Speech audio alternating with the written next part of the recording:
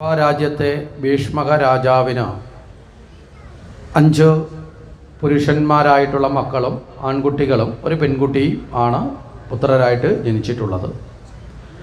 അതിൽ ഒരാൾ രുക്മിണിയോടൊപ്പം ഇരട്ട പ്രസവിച്ചതാണ്. അതാണ് രുക്മി എന്ന് പറയുന്നത്. അപ്പോൾ ജ്യേഷ്ഠൻ്റെ സ്ഥാനമാണ് രുക്മിക്ക്. ആദ്യം ഭൂമിയിലേക്ക് വരുന്നത് ജ്യേഷ്ഠനും, രണ്ടാമത് വരുന്നത് അനിയത്തി എന്നുള്ള നിലയിലാണ് കാണുന്നത്. ഇവിടെ രുക്മിണിയും വളരെ വ്യത്യസ്തമായ സ്വഭാവ ഭാവങ്ങളോട് കൂടിയവരാണ്. ഒരേ സമയത്താണ് അമ്മയുടെ ഉദരത്തിൽ ശയിച്ചതെങ്കിലും വൈരുദ്ധ്യങ്ങളിൽ നേരെ രണ്ടും വിപരീത ഭാവമാണ്. രുക്മിണിയാകട്ടെ സൽഗുണ സമ്പന്നയാണെങ്കിൽ രുക്മി എല്ലാ ദുർഗുണങ്ങളെയും ഇഷ്ടപ്പെടുന്ന ആളാണ്. അപ്പോൾ തന്നെ നമുക്ക് മനസ്സിലായോ വിപരീതമാണ് എന്ന് മനസ്സിലാക്കാൻ സാധിക്കും. ഇവിടെ വളരെ കൃത്യമായ നിലയിൽ നല്ല അറിവും ജ്ഞാനവും ഒക്കെ നേടി സൽഗുണപ്രദായിനിയായി രുക്മിണി വളർന്നു വരികയും രുക്മിയാകട്ടെ അതേ സമയത്ത് തൻ്റെ സ്വഭാവത്തിന് യോജിച്ച സുഹൃത്തുക്കളോടൊപ്പം ചേർന്ന് കൂടുതൽ തെറ്റായ ജീവിത രീതിയിലേക്ക് പോകുന്ന വ്യക്തിയുമായി മാറി. ഇവിടെ നമ്മൾ ഓരോ വ്യക്തിയും നമ്മൾ ആശ്രയിക്കുന്ന സൗഹൃദങ്ങൾ പോലും നമ്മളെ നന്നാക്കാനും നശിപ്പിക്കാനും കാരണമായി തീരും. ഇവിടെ രുക്മിണിയുടെ സുഹൃത്തുക്കളൊക്കെ ദുർജനങ്ങളായിരുന്നു. കംസൻ ഉണ്ടായിരുന്നു, ജരാസന്ധൻ ഉണ്ടായിരുന്നു, ശിശുപാലൻ, ദന്തഭക്തൻ, ഇങ്ങനെ തുടങ്ങിയിട്ടുള്ള ആൾക്കാരാണ് ആരുടെ സുഹൃത്തുക്കൾ? രുക്മിണിയുടെ സുഹൃത്തുക്കൾ. ഈ ദുർജന സംസർഗം എന്ന് പറയുന്നത് ജീവിതത്തിൽ ഏറ്റവും അപകടകരമായ ഒന്നാണ്. അതായത് ദുർജനങ്ങളുമായുള്ള സഹവാസം ജീവിതത്തിൽ ഏറ്റവും വലിയ ദുഃഖത്തെ തരും. നമ്മൾ സാധാരണഗതിയിൽ നമ്മുടെ ഭാരതത്തിൻ്റെ നീതിശാസ്ത്രത്തിൽ പറയും മൂർഖം പാമ്പിനോട് പോലും സൗഹൃദമാവാം. കാരണം അത് കടിക്കാൻ വിധിയുണ്ടെങ്കിൽ മാത്രമേ കടിക്കൂ. പക്ഷെ ദുർജനങ്ങൾ അങ്ങനെയല്ല. ആവശ്യമില്ലാത്ത സമയത്തൊക്കെ നമ്മളെ അവർ ദ്രോഹിച്ചുകൊണ്ടിരിക്കും. നമ്മൾ സുഹൃത്തുക്കളാണെന്ന് കരുതി കൊണ്ടു നടക്കുകയും ചെയ്യും. അവരുണ്ടാക്കുന്ന ചതിക്കുഴിയിലെല്ലാം വീണ് അവസാനം നമ്മളെ ജീവിതം താറുമാറാവും. ഇതാണ് അവസ്ഥ. അതുകൊണ്ട് തന്നെ ജീവിതത്തിൽ എന്ത് ഒഴിവാക്കണം? ദുർജന സംസർഗം. മനസ്സിലായില്ലേ? സൗഹൃദങ്ങൾ ഒരിക്കലും ആരോട് പാടില്ല? ദുർജനങ്ങളോട് സൗഹൃദം പാടില്ല. ഇനി എങ്ങനെയാണ് സജ്ജനങ്ങളെ ദുർജനങ്ങളെ സൗഹൃദത്തിൽ തിരഞ്ഞെടുക്കാം എന്ന് നമ്മൾ ചോദിച്ചാൽ, നമ്മളെയൊക്കെ ഇന്നത്തെ കാലത്തെ കുട്ടികളോട് ചോദിക്കുകയാണ് നിൻ്റെ ബെസ്റ്റ് ഫ്രണ്ട് ആരാണ് എന്ന് ചോദിച്ചാൽ അവരെങ്ങനെയുള്ള ആരെയായിരിക്കും പറയുന്നത്? ബെസ്റ്റ് ഫ്രണ്ട് ആരാണെന്ന് ചോദിച്ചാൽ എങ്ങനെയുള്ളവരായിരിക്കും പറയുന്നത്? അപ്പോൾ നിങ്ങളോട് ചോദിച്ചാൽ എന്തായിരിക്കും? കുട്ടികളെ വിട്ടേരും. മുതിർന്നവരോട് ചോദിച്ചാൽ എന്തായിരിക്കും പറയുന്നത്?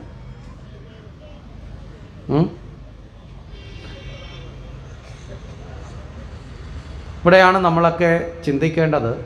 നമ്മുടെ സൗഹൃദം എങ്ങനെയുള്ള വ്യക്തികളോടായിരിക്കണം എന്നുള്ളതിന് വളരെ കൃത്യമായി കാണാൻ സാധിക്കുന്നത് ഭഗവാൻ കൃഷ്ണനും അർജുനനെയും കൂടെ പഠിച്ചാൽ മതി.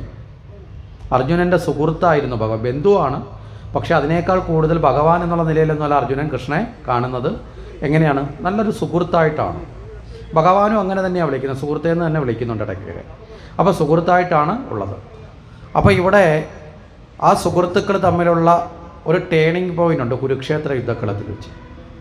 ആ ടേണിംഗ് പോയിൻ്റ് നമ്മൾ മനസ്സിലാക്കിയാൽ എങ്ങനെയുള്ളവരായിരിക്കണം നല്ല സുഹൃത്തുക്കളെന്ന് പഠിക്കാൻ സാധിക്കും. ഇപ്പോഴത്തെ കുട്ടികളോട് ചോദിച്ചാൽ അവർ പറയും ബെസ്റ്റ് ഫ്രണ്ട് എങ്ങനെയുള്ളതെന്ന് ചോദിച്ചാൽ പറയും നമ്മുടെ എല്ലാ കാര്യത്തിലും ഒരുപോലെ സപ്പോർട്ട് ചെയ്യുന്നതാരോ അവരാണ് ബെസ്റ്റ് ഫ്രണ്ട്. അല്ലേ? നമ്മളും അങ്ങനെയല്ലേ കരുതുന്നത്? അല്ലേ? നമ്മുടെ എല്ലാ കാര്യത്തിലും സപ്പോർട്ട് ചെയ്യുന്നവരാണ് ബെസ്റ്റ് ഫ്രണ്ട്. എന്ത് വന്നാലും നമ്മളെ കൂടെ നിൽക്കുന്നവരാണ് ബെസ്റ്റ് ഫ്രണ്ട് അല്ല. ആ വിഡ്ഢിത്തം ആദ്യം ഉപേക്ഷിക്കണം. മനസ്സിലായില്ലേ? എല്ലാ കാര്യത്തിനും നമ്മളെ സപ്പോർട്ട് ചെയ്യുന്നവരാണെങ്കിൽ അവരൊരിക്കലും നമ്മളെ നന്നാവാൻ വിടത്തില്ല. നമ്മൾ ചെയ്യുന്ന തെറ്റിനകത്ത് അവർ കൂടെ നിൽക്കും. അവർ കൂടെ ഉണ്ടെന്നുള്ള ബലത്തിൽ നമ്മൾ വീണ്ടും വീണ്ടും തെറ്റ് ചെയ്യുന്നവരായി മാറും.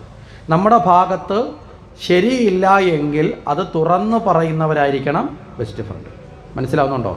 എല്ലാ കാര്യത്തിലും നമ്മളെ സപ്പോർട്ട് ചെയ്യുന്നവരെ ഒരിക്കലും നല്ല സുഹൃത്തായി കാണാൻ ശ്രമിക്കരുത്.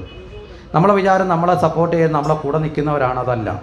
നമ്മുടെ ഭാഗത്ത് തെറ്റുണ്ടായാൽ എങ്ങനെയാണോ ഒരു ഗുരുനാഥൻ തിരുത്തുന്നത് അതുപോലെ തിരുത്താനുള്ള ആർജവം കാണിക്കുന്ന ആളായിരിക്കണം നല്ല സുഹൃത്ത്. അങ്ങനെയുള്ള സുഹൃത്തുക്കളെ കിട്ടിയാൽ നമ്മൾ ഏതെങ്കിലും ഒരു തെറ്റ് അബദ്ധത്തിൽ ചെയ്താലും അവരെന്ത് ചെയ്യും?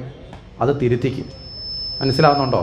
അല്ലാതെ സപ്പോർട്ടിങ് അല്ല എന്ന് നമ്മൾ കൃത്യമായി. ഇതൊക്കെ കൊണ്ടാണ് നമ്മുടെ കുഞ്ഞുങ്ങളെയൊക്കെ പഠിപ്പിക്കേണ്ട ഒരുപാട് പാഠങ്ങൾ നമ്മുടെ ഈ ദർശനങ്ങളിലൂടെ ഉണ്ട് എന്ന് നമ്മൾ സ്വയം മനസ്സിലാക്കേണ്ടത്. ഇവിടെ അർജുനൻ്റെ എല്ലാ ചിന്തയെയും സപ്പോർട്ട് ചെയ്യലായിരുന്നോ ഇവിടെ യഥാർത്ഥത്തിൽ ഭഗവാൻ ചെയ്തത്? അർജുനൻ കുരുക്ഷേത്ര യുദ്ധം തുടങ്ങുമ്പോൾ എന്താ പറഞ്ഞത്? ഭഗവാനെ എനിക്ക് യുദ്ധം ചെയ്യാൻ വയ്യ, അല്ലേ? ഞാൻ സന്യാസികം സ്വീകരിച്ചോളാം, ഞാനിതാ ഈ അമ്മും വില്ലുമൊക്കെ താഴെ വെച്ചിട്ട് ഞാൻ ഇവിടുന്ന് പോവുകയാണ്, എനിക്കിതൊന്നും പറ്റത്തില്ല എന്നൊക്കെ അർജുനൻ പറഞ്ഞു അല്ലേ. ഈ സമയത്ത് ഭഗവാൻ അർജുനോട് പറയാണ്, ശരി നീ പറഞ്ഞതൊക്കെ ശരിയാണ്, നിൻ്റെ കൂടെ ഞാനും ഉണ്ട്, എന്നാലും യുദ്ധമൊന്നും ചെയ്യേണ്ട, കളഞ്ഞിട്ട് നമുക്ക് പോവാം എന്ന് പറഞ്ഞോ. ഭഗവാൻ എന്താ പറഞ്ഞത്?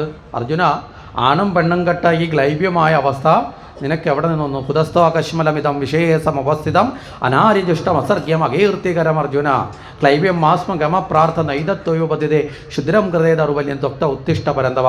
സംസ്കൃതി വിളിക്കാവുന്ന എല്ലാ തെറിയും വിളിച്ചു ഭഗവാൻ. മനസ്സിലായില്ലേ? സംസ്കൃതത്തിലായതുകൊണ്ട് പെട്ടെന്ന് അങ്ങോട്ട് മനസ്സിലായി. സംസ്കൃതത്തിലെ വലിയ തെറിയില്ലാത്തൊരു ഭാഷ സംസ്കൃതം കേട്ടോ, അസഭ്യമില്ലാത്ത ഭാഷ സംസ്കൃതം. സംസ്കൃതത്തിലെ ഏറ്റവും വലിയ അസഭ്യം എന്താണെന്നൊക്കെയാന്ന് ചോദിച്ചാൽ കുമ്പളങ്ങ എന്നൊക്കെ വിളിയാ, വിഡ്ഢി കുഷ്മാണ്ഡം. മനസ്സിലായില്ലേ? സംസ്കൃത ഭാഷയുടെ പ്രത്യേക ദേവഭാഷ. ബാക്കി ഏത് ഭാഷയിലും ആഭാസമുണ്ട്, സംസ്കൃതത്തിൽ അതില്ല. പക്ഷേ എന്നാലും ഭഗവാൻ വിട്ടുകൊടുത്തില്ല. എന്തൊക്കെ വിളിച്ചു? അകീർത്തികരം, കീർത്തിയില്ലാത്തവനെ, അനാര്യജുഷ്ടം, ശ്രേഷ്ഠന്മാർക്ക് യോജിക്കാത്ത സ്വഭാവമുള്ളവനെ. മനസ്സിലായില്ലേ? അത് കഴിഞ്ഞിട്ടോ ആണും പെണ്ണും കെട്ടവനെ, ഗ്ലൈബ്യം ബാധിച്ചവനെ, ഇത്തരം വിളികളൊക്കെ ഭഗവാൻ വിളിച്ചു. അർജുൻ, എന്താ കാര്യം? നീ പറയുന്നതൊന്നും ഞാൻ അംഗീകരിച്ച് തരില്ല, അതൊക്കെ തെറ്റാണ്. അവിടെ തിരുത്തുകയാണ് ഭഗവാൻ ചെയ്യുന്നത്. മനസ്സിലായില്ലേ? അതിനാണ് ഗീത ഉപദേശം കൊടുത്തത്. അപ്പോൾ ഇത് best friend is the best teacher. മനസ്സിലായോ? അങ്ങനെയുള്ളവരായണോ നമ്മുടെയൊക്കെ ബെസ്റ്റ് ഫ്രണ്ട്? ആണോ? അല്ലെങ്കിൽ നിങ്ങൾ നോക്കിക്കൊള്ളുക, 100% നിങ്ങൾക്ക് പണി തരാൻ അവർ മാത്രം മതി. മനസ്സിലായില്ലേ? നമ്മുടെ കുട്ടികളെയൊക്കെ കൃത്യമായിട്ട് നമ്മൾ മനസ്സിലാക്കി കൊടുക്കേണ്ട ഒരു കാര്യമാണ്. സുഹൃത്തുക്കൾ വേണം. സുഹൃത്തുക്കളെ ഇല്ലാതെ കുട്ടികളെ അടച്ചിട്ട് വളർത്തുന്നത് അതിനേക്കാൾ വലിയ മൗഢ്യമാണ്. വിഷാദ രോഗികളായി പോകും, മാനസികമായിട്ട് അവർ ഇടുങ്ങിപ്പോവും. അപ്പോൾ അവർ നല്ലതുപോലെ എത്ര സുഹൃത്തുക്കളെ കൂടുതൽ കിട്ടാവോ അത്രയും സുഹൃത്തുക്കളെ സമ്പാദിക്കാൻ വേണ്ടി കുട്ടികളെ ഉപദേശിക്കണം. പക്ഷേ സുഹൃത്തുക്കളെ സ്വീകരിക്കുമ്പോൾ എല്ലാവരോടും ഒരു കേവല സൗഹൃദമാവാം. ആത്മാർത്ഥമായ സൗഹൃദം സ്വീകരിക്കുന്നത് എപ്പോഴും നല്ല ജീവിതത്തിന് വഴികാട്ടിയാകുന്ന, മനസ്സിലാവുന്നുണ്ടോ, നമ്മളെ ശരിയിലേക്ക് നയിക്കാൻ പറ്റുന്നവരായിരിക്കണമെന്ന് ഉദാഹരണ സഹിതം അവരെ പഠിപ്പിച്ചു കൊടുത്താൽ അവരുടെ ജീവിതത്തിൽ തെറ്റായ പാതയിലേക്ക് പോകാതെ അവർക്ക് മുന്നോട്ട് വരാൻ സാധിക്കും എന്ന് നമ്മൾ മനസ്സിലാക്കുക. അപ്പോൾ ഇവിടെ രുക്മിയുടെ സൗഹൃദം നമ്മൾ പറഞ്ഞു, വളരെ തെറ്റായ സൗഹൃദമാണ്. അതുകൊണ്ട് തന്നെ രുക്മിക്ക് ഇവിടെ ആരെ ഇഷ്ടമല്ല? ഭഗവാനെ ഇഷ്ടമല്ല എന്നൊരു തലമുണ്ട്. രുക്മിക്ക് മാത്രമല്ല മറ്റ് സഹോദരന്മാർക്കും അത്രയൊന്നും ഇഷ്ടമല്ല. തീവ്രമായി ഭഗവാനെ എതിർക്കുന്ന ആൾ രുക്മിയാണ്. കാര്യം തൻ്റെ സുഹൃത്തുക്കളുമായിട്ടുള്ള കമ്മിറ്റ്മെൻ്റ് ഉണ്ട്, മമതയുണ്ട്. ഒന്നാമത്തെ കാര്യം, കൃഷ്ണനോടുള്ള എതിർപ്പ് കൂടുതൽ തീവ്രമാവാൻ കാരണം തൻ്റെ സുഹൃത്തായ കംസനെ വധിച്ചതാരാ? കൃഷ്ണനാണ്. മനസ്സിലായേ? കൂട്ടുകാരനെ വധിച്ചാലിനെ ഇഷ്ടപ്പെടില്ലല്ലോ. ഇനി മറ്റൊരു സുഹൃത്തിൻ്റെ 2 പെമ്മക്കളെ വിധവയാക്കിയിട്ടുണ്ട് കൃഷ്ണൻ. നമ്മൾ ഈ പുരാണത്തിൽ കേൾക്കുന്നതൊക്കെ എല്ലാവരെയും കല്യാണം കഴിച്ച് സുമംഗലിയാക്കൽ മാത്രമല്ല, മറുഭാഗത്തുള്ള വിധവയാക്കൽ പരിപാടി ഉണ്ടായിരുന്നു പുള്ളിക്ക്. അതാരെയാണെന്ന് ചോദിച്ചാൽ കംസൻ വിവാഹം കഴിച്ചിരിക്കുന്ന ജരാസന്ധൻ്റെ മക്കളെ ആയിരുന്നു, അസ്ഥിയും പ്രാപ്തിയും. കംസനെ വധിച്ചതോടുകൂടി അവർ വിധവയായി. മനസ്സിലായില്ലേ? അപ്പോൾ ഇങ്ങനെയൊക്കെയുള്ള ശത്രുത ആരോടുണ്ട്? കൃഷ്ണനോടുണ്ട്. ഇനി മറ്റൊരു സുഹൃത്തായ ശിശുപാലനെ ഭാവിയിൽ വധിക്കുന്ന ആളും കൃഷ്ണനാണെന്നൊരു അശരീരി ഉണ്ടായിട്ടുണ്ട്. അതുകൊണ്ട് അതിൻ്റെ ദേഷ്യവും ആർക്കുണ്ട്? ഇവിടെ ഈ രുക്മിക്ക്. അങ്ങനെ പലതരത്തിലുള്ള ദേഷ്യങ്ങളുണ്ട്. ഇതേ സമയത്താണ് രുക്മി മനസ്സിലൊരു അനുരാഗം ഉടലെടുത്തു. ആരോട്? ഭഗവാനോട്. എങ്ങനെയാണ് ഈ രുക്മിണിക്ക് ഇങ്ങനെ ഒരു ചിന്ത വന്നത്? നമ്മൾ മുമ്പേ പറഞ്ഞു, നാളെ ഇതുവരെ നേരിൽ കണ്ടിട്ടില്ല എന്ന് പറഞ്ഞു. ഇവിടെയാണ് ഭാഗവതത്തിലെ രുക്മിണി സ്വയംവരം നമ്മളെ നടത്തുന്നത് ഒരു കൃത്യമായ ഭക്തിയുടെ പാതയിലൂടെയാണ്.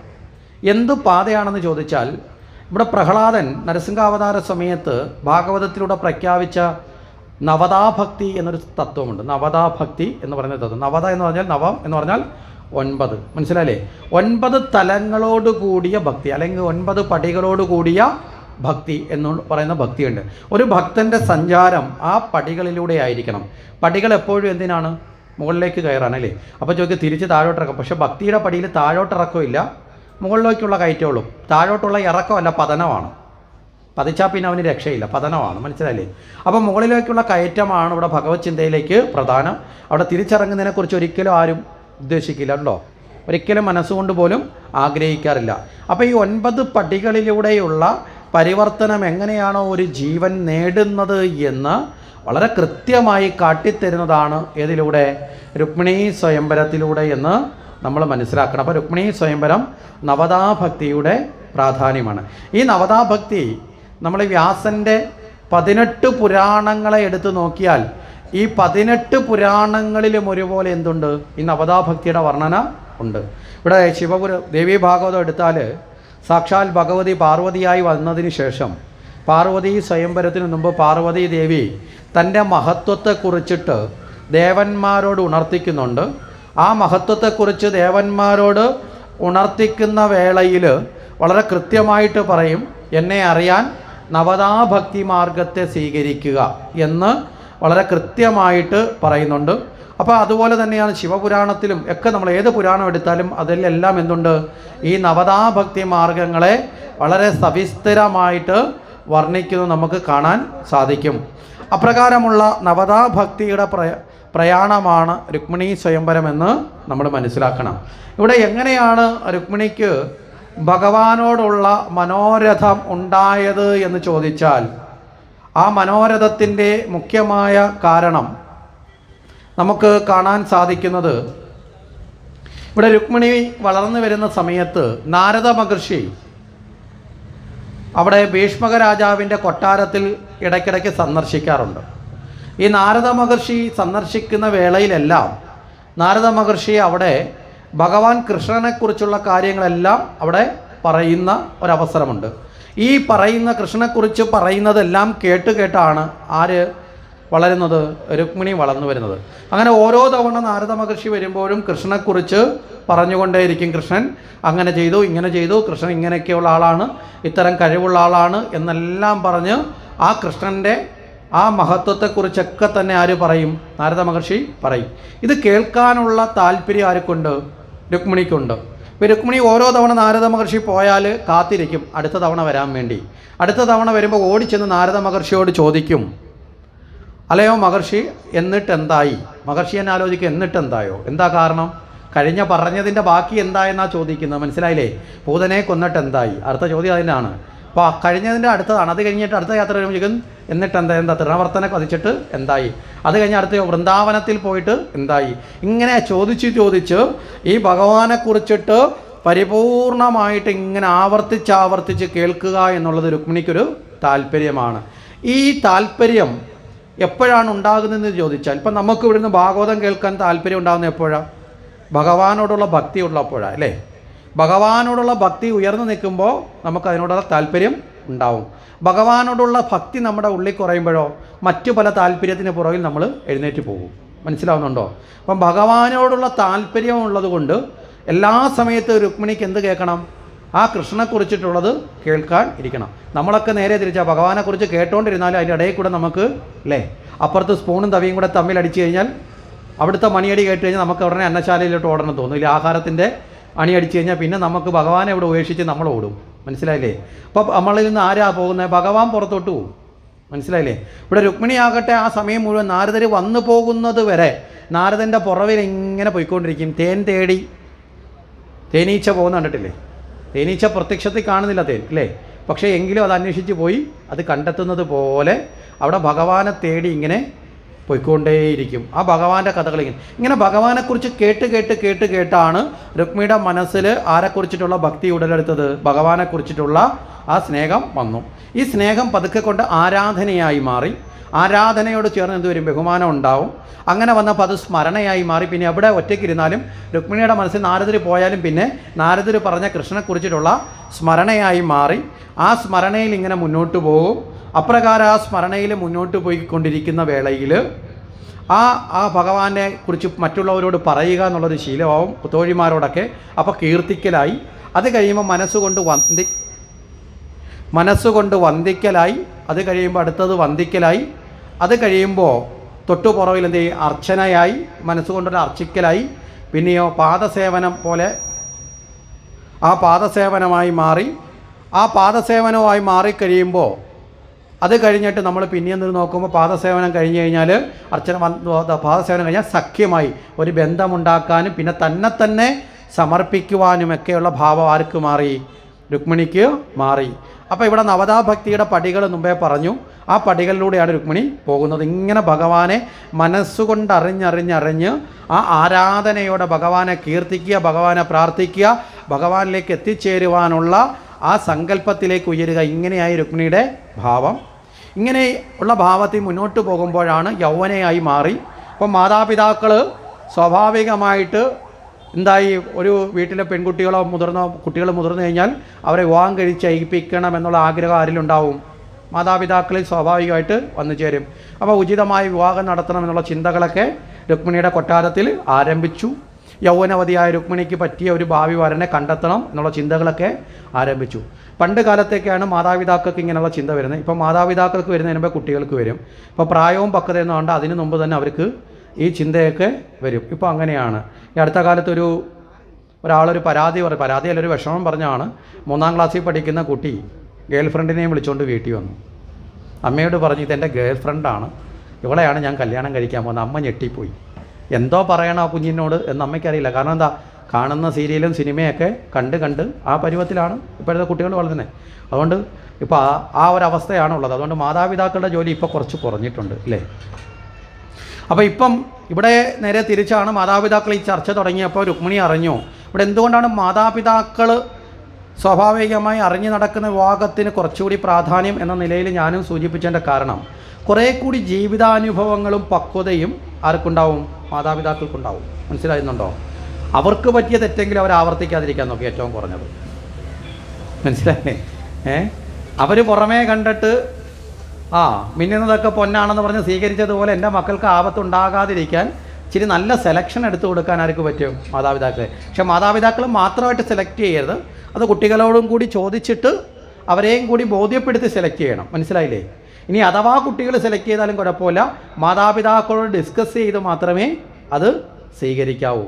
അല്ലാതെ പുറമേ കാണുന്ന ഏതെങ്കിലും ഇല്ലേ, ചില ആൾക്കാരൊക്കെ നാട്ടിൽ പറയും, ഈ ഒരു തമാശ രൂപേണ പറയുകയാണെങ്കിൽ ഒരു പയ്യൻ 4-5 കല്യാണം കഴിച്ചു.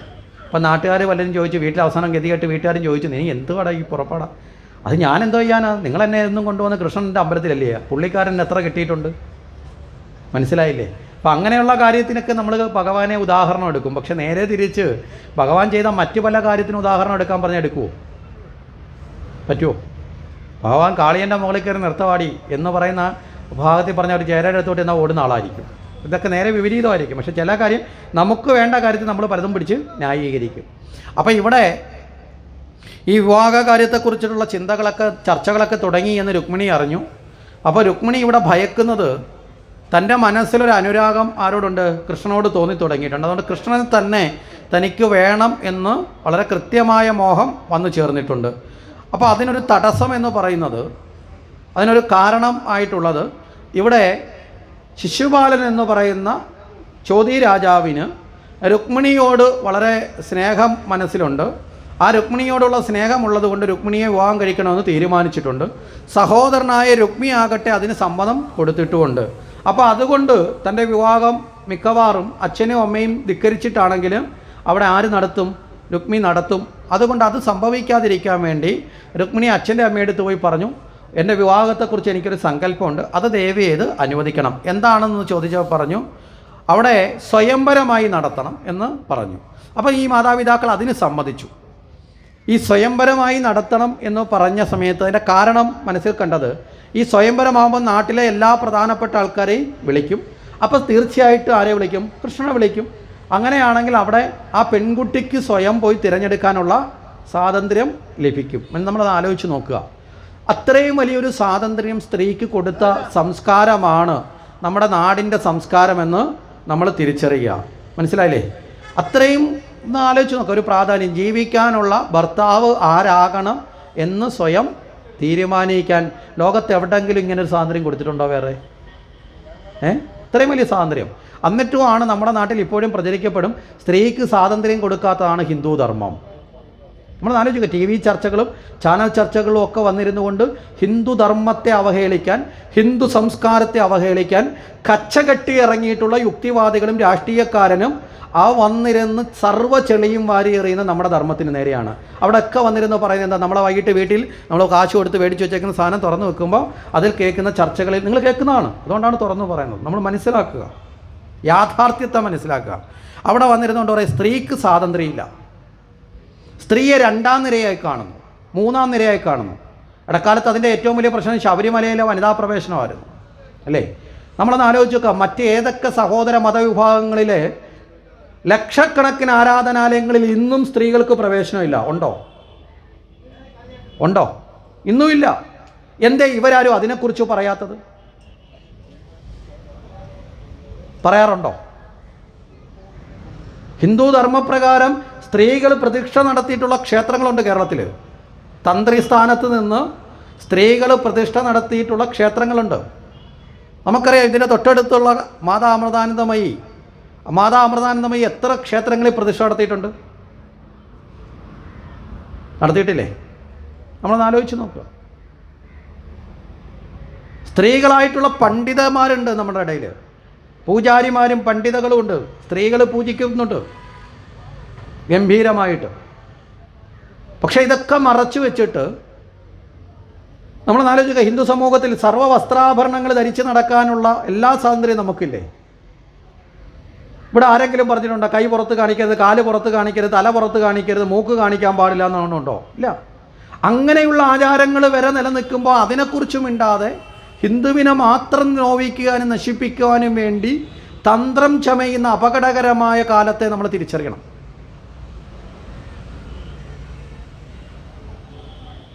എത്ര വലിയ സ്വാതന്ത്ര്യം!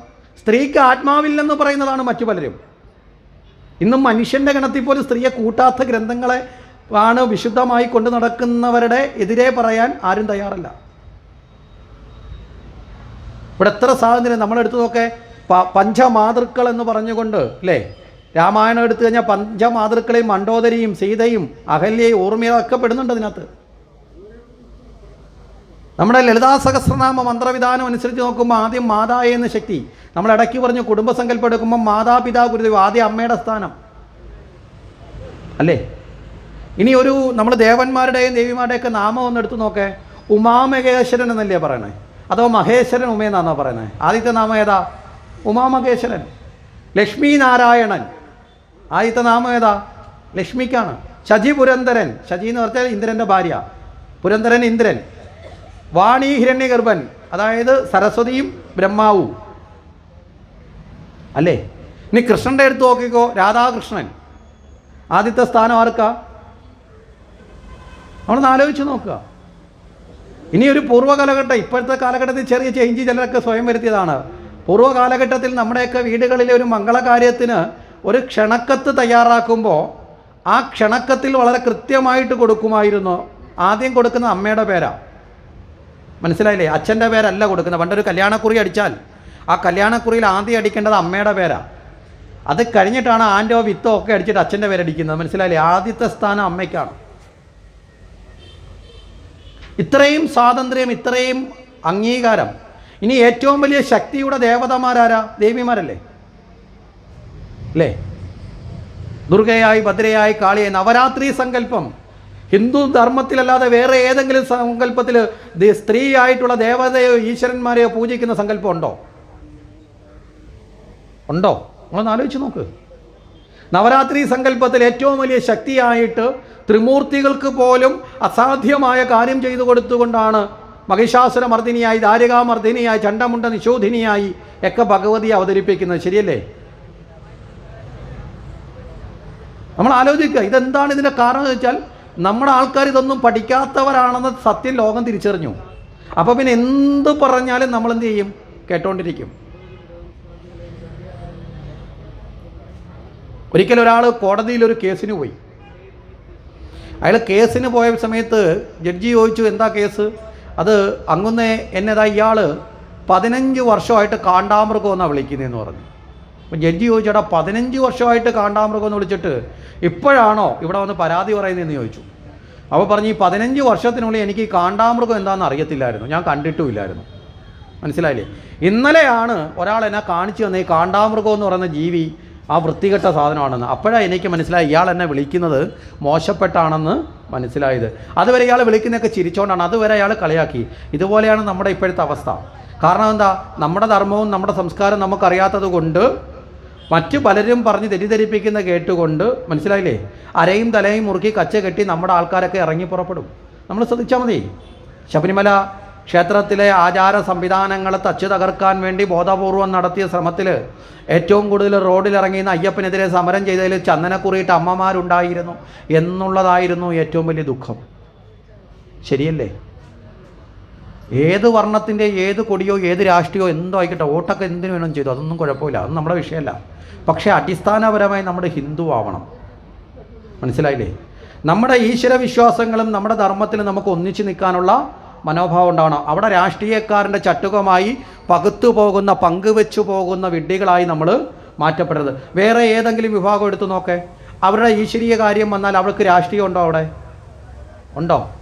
അവർക്ക് അവരുടെ ഈശ്വരീയ കാര്യത്തിൽ അവർ ഒന്നാണ്. അവിടെ തമ്മിലടിപ്പിക്കാൻ പറ്റില്ല. കാരണം അടിസ്ഥാനപരമായി അവർക്ക് ആ ഒരു ബോധമുണ്ട്. ഇത് നമുക്കും വേണ്ടേ? പണ്ട് നമുക്കായിരുന്നു ഇത് ഏറ്റവും കൂടുതൽ ഉണ്ടായിരുന്നത്. പറഞ്ഞു മനസ്സിലായില്ലേ? ഇപ്പം നമ്മുടെ ഈ കുംഭമേള നടക്കുകയാണ് പ്രയാഗയിൽ. 140 വർഷത്തിലൊരിക്കൽ നടക്കുന്ന കുംഭമേള. ഈ കുംഭമേള തുടങ്ങിയ സമയത്തൊക്കെ നമ്മുടെ നാട്ടിൽ എന്തൊക്കെ പ്രചരണങ്ങളായിരുന്നു ഉണ്ടായിരുന്നത് അതിനെ തകർക്കാൻ വേണ്ടി, പ്രത്യേകിച്ച് കേരളത്തിൽ. ആ കുംഭമേളയ്ക്ക് നേതൃത്വം കൊടുക്കുന്ന അഖാഡയുടെ തലപ്പത്തിരിക്കുന്നത് ഒരു മലയാളിയായി ഇപ്പോൾ. ആനന്ദവനം, സ്വാമി ആനന്ദവനം എന്ന് പറയുന്ന ഒരു ചെറുപ്പക്കാരൻ മഹാമണ്ഡലേശ്വരായിട്ട് അഭിഷേകം ചെയ്തു ജൂന അഖാഡയുടെ. അദ്ദേഹമാണ് ഇപ്പോൾ അതിൻ്റെ തലപ്പത്തിരുന്നുകൊണ്ട് തന്നെ സംയോജിപ്പിക്കുന്നത്. അദ്ദേഹം മലയാളികൾക്ക് വന്നാൽ പ്രത്യേകിച്ച് അവർക്ക് വരാൻ ഉള്ള സൗകര്യങ്ങളൊക്കെ അവിടെ ഒരുക്കിയിട്ടുണ്ട്. പല സംവിധാനങ്ങളോടൊപ്പം മലയാളികളെ കൂടുതലെത്തി. അദ്ദേഹത്തിനോട് അഭിമുഖം നടത്തിയത് ഒരു വാർത്ത ഈ അടുത്ത സമയത്ത് ഒരു ചാനലിലൂടെ പുറത്തു വന്നു. അപ്പോൾ അദ്ദേഹത്തിനോട് ചോദിക്കുന്നു, കേരളത്തിലേക്കും ഈ അഘോരി അഖാഡയുടെ പ്രവർത്തനങ്ങളൊക്കെ ആരംഭിക്കുമോ? എന്താണ് കേരളത്തിൽ ഈ കുംഭമേള യഥാർത്ഥത്തിൽ ചിട്ടപ്പെടുത്തിയ ശങ്കരാചാര്യരാണ്. ആ ശങ്കരാചാര്യ ചിട്ടപ്പെടുത്തിയ കുംഭമേളയ്ക്ക് എന്തുകൊണ്ടും മലയാളികൾക്ക് പ്രാധാന്യം കൊടുക്കുന്നില്ല എന്ന ചോദ്യങ്ങളൊക്കെ വന്നപ്പോൾ അദ്ദേഹം വളരെ കൃത്യമായിട്ട് മറുപടി പറഞ്ഞത്, ഒരു 10-60 വർഷക്കാലം നമ്മുടെ സംസ്കാരത്തെ തകർക്കുന്ന ബോധപൂർവമായ പ്രവർത്തനം കേരളത്തിൽ നടന്നിട്ടുണ്ട്. അതിൻ്റെ ഫലമായി സ്വന്തം ധർമ്മത്തെക്കുറിച്ച് അറിയാത്തവരായി ഒരു വലിയ തലമുറ മാറ്റപ്പെട്ടു. അതുകൊണ്ടാണിത് സംഭവിച്ചത്.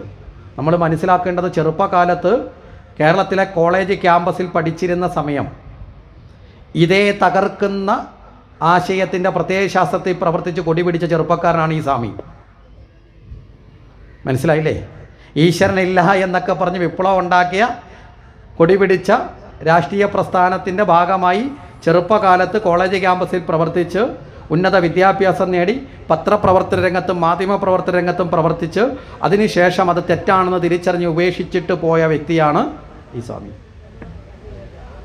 ഭഗവാനെ ഒരു കാലത്ത് നിന്ദിച്ചതിൻ്റെ പ്രായശ്ചിത്തം സ്വന്തം ജീവിതം സമർപ്പിച്ച് പരിവർത്തനം നടത്തിക്കൊണ്ടിരിക്കുന്ന, ഇന്ന് കേരളത്തിൽ അറിയപ്പെടുന്ന മഹാമണ്ഡലേശ്വരം എന്ന് പറയപ്പെടുന്ന ഏറ്റവും ഉന്നതമായ സ്ഥാനമാണ് സന്യാസിമാരുടെ ആശ്രമങ്ങളിൽ.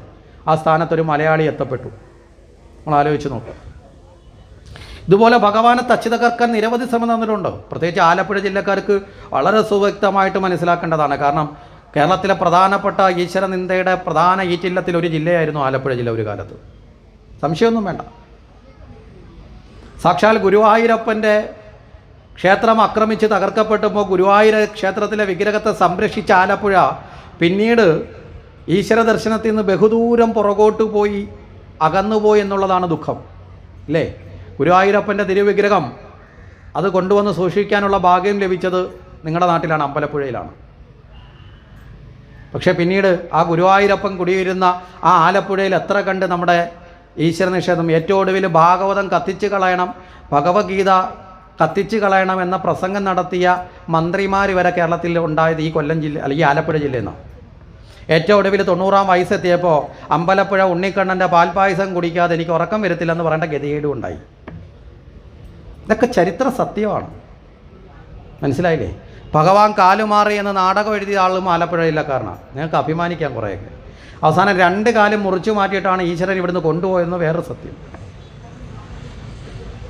ഇതൊക്കെ തിരിച്ച് വീഴുന്നുണ്ട്, അല്ലേ?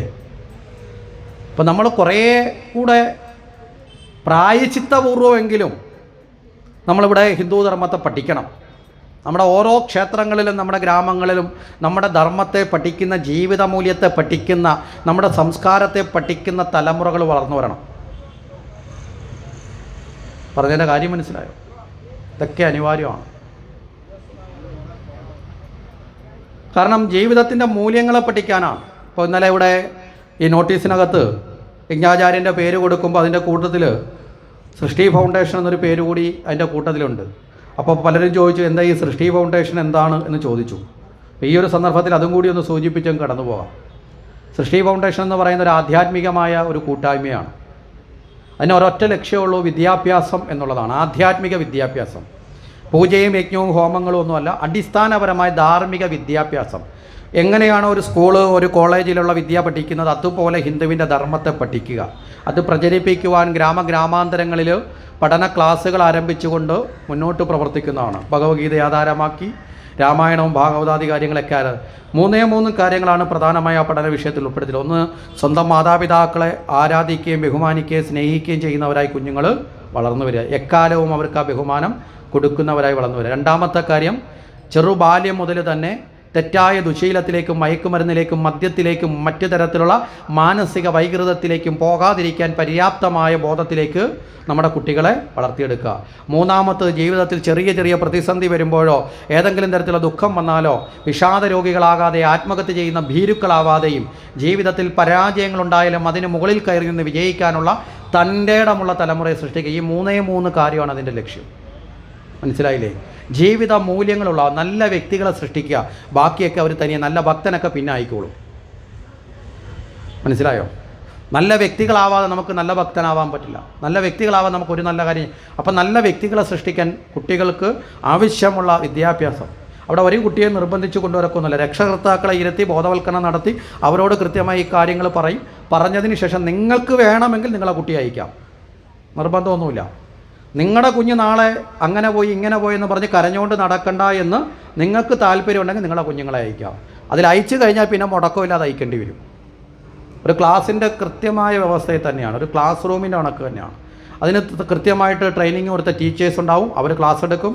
ആ ക്ലാസ്സിൽ മുടങ്ങാൻ പാടില്ല, മുടങ്ങിയാൽ അതിന് ശിക്ഷയുണ്ടാവും, ഇതൊക്കെ ഉണ്ടാവും. വളരെ കൃത്യമായ നിലയിൽ തന്നെ ധാർമ്മികമായ വിദ്യാഭ്യാസം. കാരണം ഏറ്റവും പ്രധാനം ഇന്നത്തെ കാലത്ത് അതാണ്. അതാണ് ഏറ്റവും അനിവാര്യമാണ്.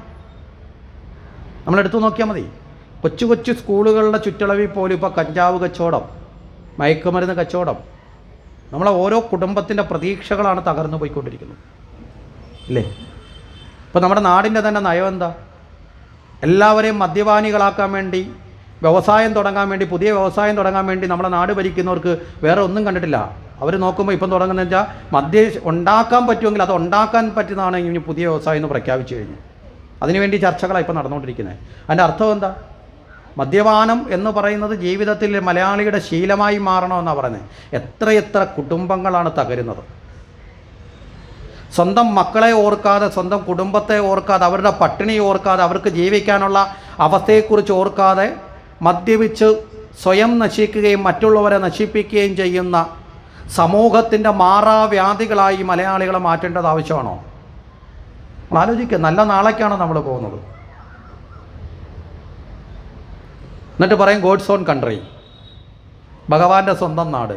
ഭഗവാന്റെ സ്വന്തം നാടെന്ന് പറഞ്ഞാൽ ഇവരാരും ഭരിച്ചതുകൊണ്ടൊന്നുമല്ല, ഇപ്പോൾ ഭരിക്കുന്നവർ ഭരിക്കുന്നുണ്ടോ, അതിന് മുമ്പ് ഭരിച്ചവർ ഭരിച്ചതുകൊണ്ടൊന്നും അല്ല ഭഗവാന്റെ സ്വന്തം നാടായത്. അത് പണ്ട് തിരുവിതാംകൂർ രാജ്യം മാർത്താണ്ഡവർമ്മ രാജാവ് തൃപ്പടിദാനമായി ഭഗവാന്റെ മുമ്പിൽ സമർപ്പിച്ചത് കൊണ്ട് തിരുവിതാംകൂർ മാത്രമാണ് യഥാർത്ഥത്തിൽ ഭഗവാന്റെ നാടെന്ന് പറയാവുന്നത്. മനസ്സിലായില്ലേ? കാരണം ഭഗവാന് സമർപ്പിച്ച്, നമുക്കറിയാലോ ചരിത്രം, തൃപ്പടിദാനം വെച്ച സ്ഥലമാണ്. ആ ഭഗവാന്റെ നാടിനെ ഇപ്പോൾ ചെകുത്താൻ്റെ നാടാക്കി മാറ്റിക്കൊണ്ടിരിക്കുകയാണ്. ആ ചെകുത്താൻ്റെ നാടാക്കി മാറ്റുമ്പോൾ അതിലൂടെ തകരുന്ന നമ്മുടെ വീടും നമ്മുടെ കുഞ്ഞുങ്ങളുമാണ്. ആ വലയിലെ കണ്ണിയായി ആ ചൂണ്ടയിൽ കോർക്കപ്പെടുന്നത് നമ്മൾ തിരിച്ചറിയുക. അത്തരം അവസ്ഥയിലേക്ക് നമ്മൾ കുഞ്ഞുങ്ങൾ പോകാതിരിക്കണമെങ്കിൽ നന്നായി വളരാനുള്ള അറിവും ബോധവും നമ്മുടെ കുഞ്ഞുങ്ങൾക്ക് പകരേണ്ടതാണെന്ന് ഓരോ മാതാപിതാക്കളും തിരിച്ചറിയുക. നമുക്കവർക്ക് കൊടുക്കാവുന്ന ഏറ്റവും വലിയ സമ്പത്തെന്ന് പറഞ്ഞാൽ സൽസ്വഭാവമാണ്. മനസ്സിലായില്ലേ? നമ്മൾ എത്ര കോടി രൂപ ബാങ്കിൽ കൊണ്ട് ഡെപ്പോസിറ്റ് ചെയ്തിട്ട് കാര്യമില്ല. കാരണം ആ പണവും എടുത്ത് അവൻ ദുർവ്യയത്തിൽ ജീവിക്കും, തെറ്റായ ജീവിതത്തിലേക്ക് പോകും. ഏറ്റവും നല്ല സൽസ്വഭാവം നമ്മുടെ കുഞ്ഞുങ്ങൾക്ക് കൊടുക്കാനുള്ള സംവിധാനങ്ങൾ ഉണ്ടാക്കിയെടുക്കാൻ ഹിന്ദു സമൂഹം തയ്യാറാവണം, സ്വയം തയ്യാറാവണം. പണ്ട് നമ്മുടെ ഓരോ വീടുകളും വിദ്യാലയമായിരുന്നു. വീടുകളിൽ രാവിലെ ഹരിനാമ കീർത്തനം ചെല്ലും. അത് കഴിഞ്ഞ് വീട്ടിലെ പ്രായമുള്ള മുത്തശ്ശനോ മുത്തശ്ശിയോ ഇരുന്ന് രാമായണം വായിക്കും. അവർ വായിക്കുന്ന നിങ്ങൾ കേട്ടാൽ മതി, ഉറക്കിയാണ് വായിക്കുന്നത്. എന്തിനാ ഉറക്ക വായിക്കുന്ന? പണ്ട് മനസ്സിൽ വായിക്കലല്ല, ഉറക്ക വായിക്കുന്ന. വായിക്കാൻ മടിയുള്ള വീട്ടിലുള്ളവനും ഇത് കേട്ട് പഠിക്കട്ടെ. മനസ്സിലായില്ലേ? കീർത്തനങ്ങൾ ഉറക്ക ചെല്ലുന്നതിനാ. പ്രകൃതിയിലുള്ള ചരാചരങ്ങൾ ഇതെല്ലാം കേൾക്കണം, അവരും പഠിക്കട്ടെ. അയലത്തുള്ളൊരു ആ അക്ഷരം അറിയാത്ത ഒരാൾ, വായിക്കാൻ അറിയാത്ത ഒരാളുണ്ടെങ്കിൽ അവരും ഇത് കേട്ടിട്ട് അവർക്കും ആ ഗുണം കിട്ടട്ടെ. അങ്ങനെയുള്ള സമ്പ്രദായങ്ങളുണ്ടായിരുന്നു. സന്ധ്യയ്ക്ക് വിളക്ക് കത്തിച്ചു കഴിഞ്ഞാൽ അവിടെ നിന്ന് ഭഗവാന്റെ നാമം ജപിക്കുന്ന സംവിധാനങ്ങളുണ്ടായിരുന്നു. ഇതിലൂടെയൊക്കെ കിട്ടിയിരുന്ന അറിവുണ്ടായിരുന്നു. നമ്മളെയൊക്കെ വീടുകളിൽ അത്യാവശ്യം വേണ്ട പുരാണ പുസ്തകങ്ങളുണ്ടായിരുന്നു. ശരിയല്ലേ? ഒരു 10-30 വർഷം മുമ്പ് നമ്മളൊരു വീട്ടിൽ പോയിട്ട് നമ്മൾ ആ വീട്ടിൽ ചെന്ന് കഴിഞ്ഞിട്ട് ആ വീട്ടിൽ ചെല്ലുന്ന സമയത്ത് ആ വീട്ടിലെ അമ്മമാർ പറയും, എൻ്റെ മോള് നല്ലതുപോലെ പാടും എന്ന് പറഞ്ഞിട്ട് ആ കുഞ്ഞിനെ കൊണ്ടൊരു പാട്ട് പാടിച്ച ഒരു കൃഷ്ണൻ്റെയോ ഒരു ദേവിയുടെ ഒരു പാട്ട് കേൾക്കാമായിരുന്നു. നല്ലതുപോലെ അമ്മമാർ ചെല്ലുന്ന സന്ധ്യയ്ക്ക് ചെല്ലുന്ന പാട്ടൊക്കെ കുട്ടി പാടും, കേട്ട് പഠിച്ചിട്ട് പാടും അല്ലേ? ഇന്ന് നമ്മൾ ഒരു വീട്ടിൽ ചെന്ന് കഴിഞ്ഞാൽ വീട്ടിൽ അമ്മ പറയും മോള് നല്ലതുപോലെ പാടും, എന്നാൽ മോളെ മാമനൊരു പാട്ട് പാടി കൊടുക്കാൻ പറഞ്ഞാൽ കൊച്ചു പാടും, ഡാഡി മമ്മി വീട്ടിലില്ല, ഇപ്പം വന്നാൽ വേഗം പോകാം. ആരാ പഠിപ്പിച്ച? നമ്മളാ. പിന്നെ ഡാഡി മമ്മി വീട്ടിലുണ്ടായാലും കൊച്ചു വഴി കഴിച്ചു പോകുന്നതിന് വല്ല കാരണമുണ്ടോ? പറഞ്ഞു മനസ്സിലായില്ലേ? നമ്മൾ തമാശയ്ക്ക് പോലും കുഞ്ഞുങ്ങളുടെ ഉള്ളിൽ രസത്തിന് വേണ്ടി പോലും ഒരിക്കലും അവരുടെ ജീവിതത്തിലേക്ക് അവരുടെ ടേണിംഗ് പോയിന്റ് വഴിമാറിപ്പോകുന്ന തരത്തിലുള്ള ഒരു ചിന്തയും കൊടുക്കാൻ പാടില്ല. എന്നാൽ ചിന്തയൊക്കെ 10 മടങ്ങാണ്. നമ്മൾ ആസ്വദിക്കാൻ വേണ്ടി കാണുന്ന വിഷ്വലാണ് നമ്മളോടൊപ്പം ഇരുന്ന് കുഞ്ഞുങ്ങൾ കാണുന്നത്. നമ്മൾ മനസ്സിലാക്കണം. നമ്മുടെ പക്വതയും പാകതയും ആ കുഞ്ഞുങ്ങൾക്കുണ്ടോ? ഉണ്ടോ?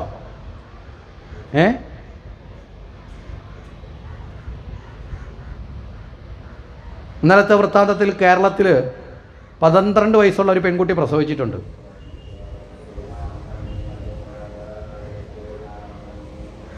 ബീജാഭാവം നടത്തിയത് 11 12 13 വയസ്സുകാരനോ? എന്താ കാരണം? നമ്മൾ ആസ്വദിക്കാൻ കണ്ടുകൊണ്ടിരിക്കുന്ന, നമ്മൾ ആനന്ദിക്കുന്ന മേഖലകളിൽ നമ്മുടെ കുഞ്ഞുങ്ങൾ ഉൾപ്പെടെ ഇരിക്കുന്നു എന്നുള്ള ബോധം പല അമ്മമാർക്കില്ല. സീരിയലിൻ്റെ മുമ്പിലും TV ചാനലിൻ്റെ മുമ്പിലും മൊബൈലിൻ്റെ മുമ്പിലും പോയിരിക്കുമ്പോൾ ഉണ്ടോ?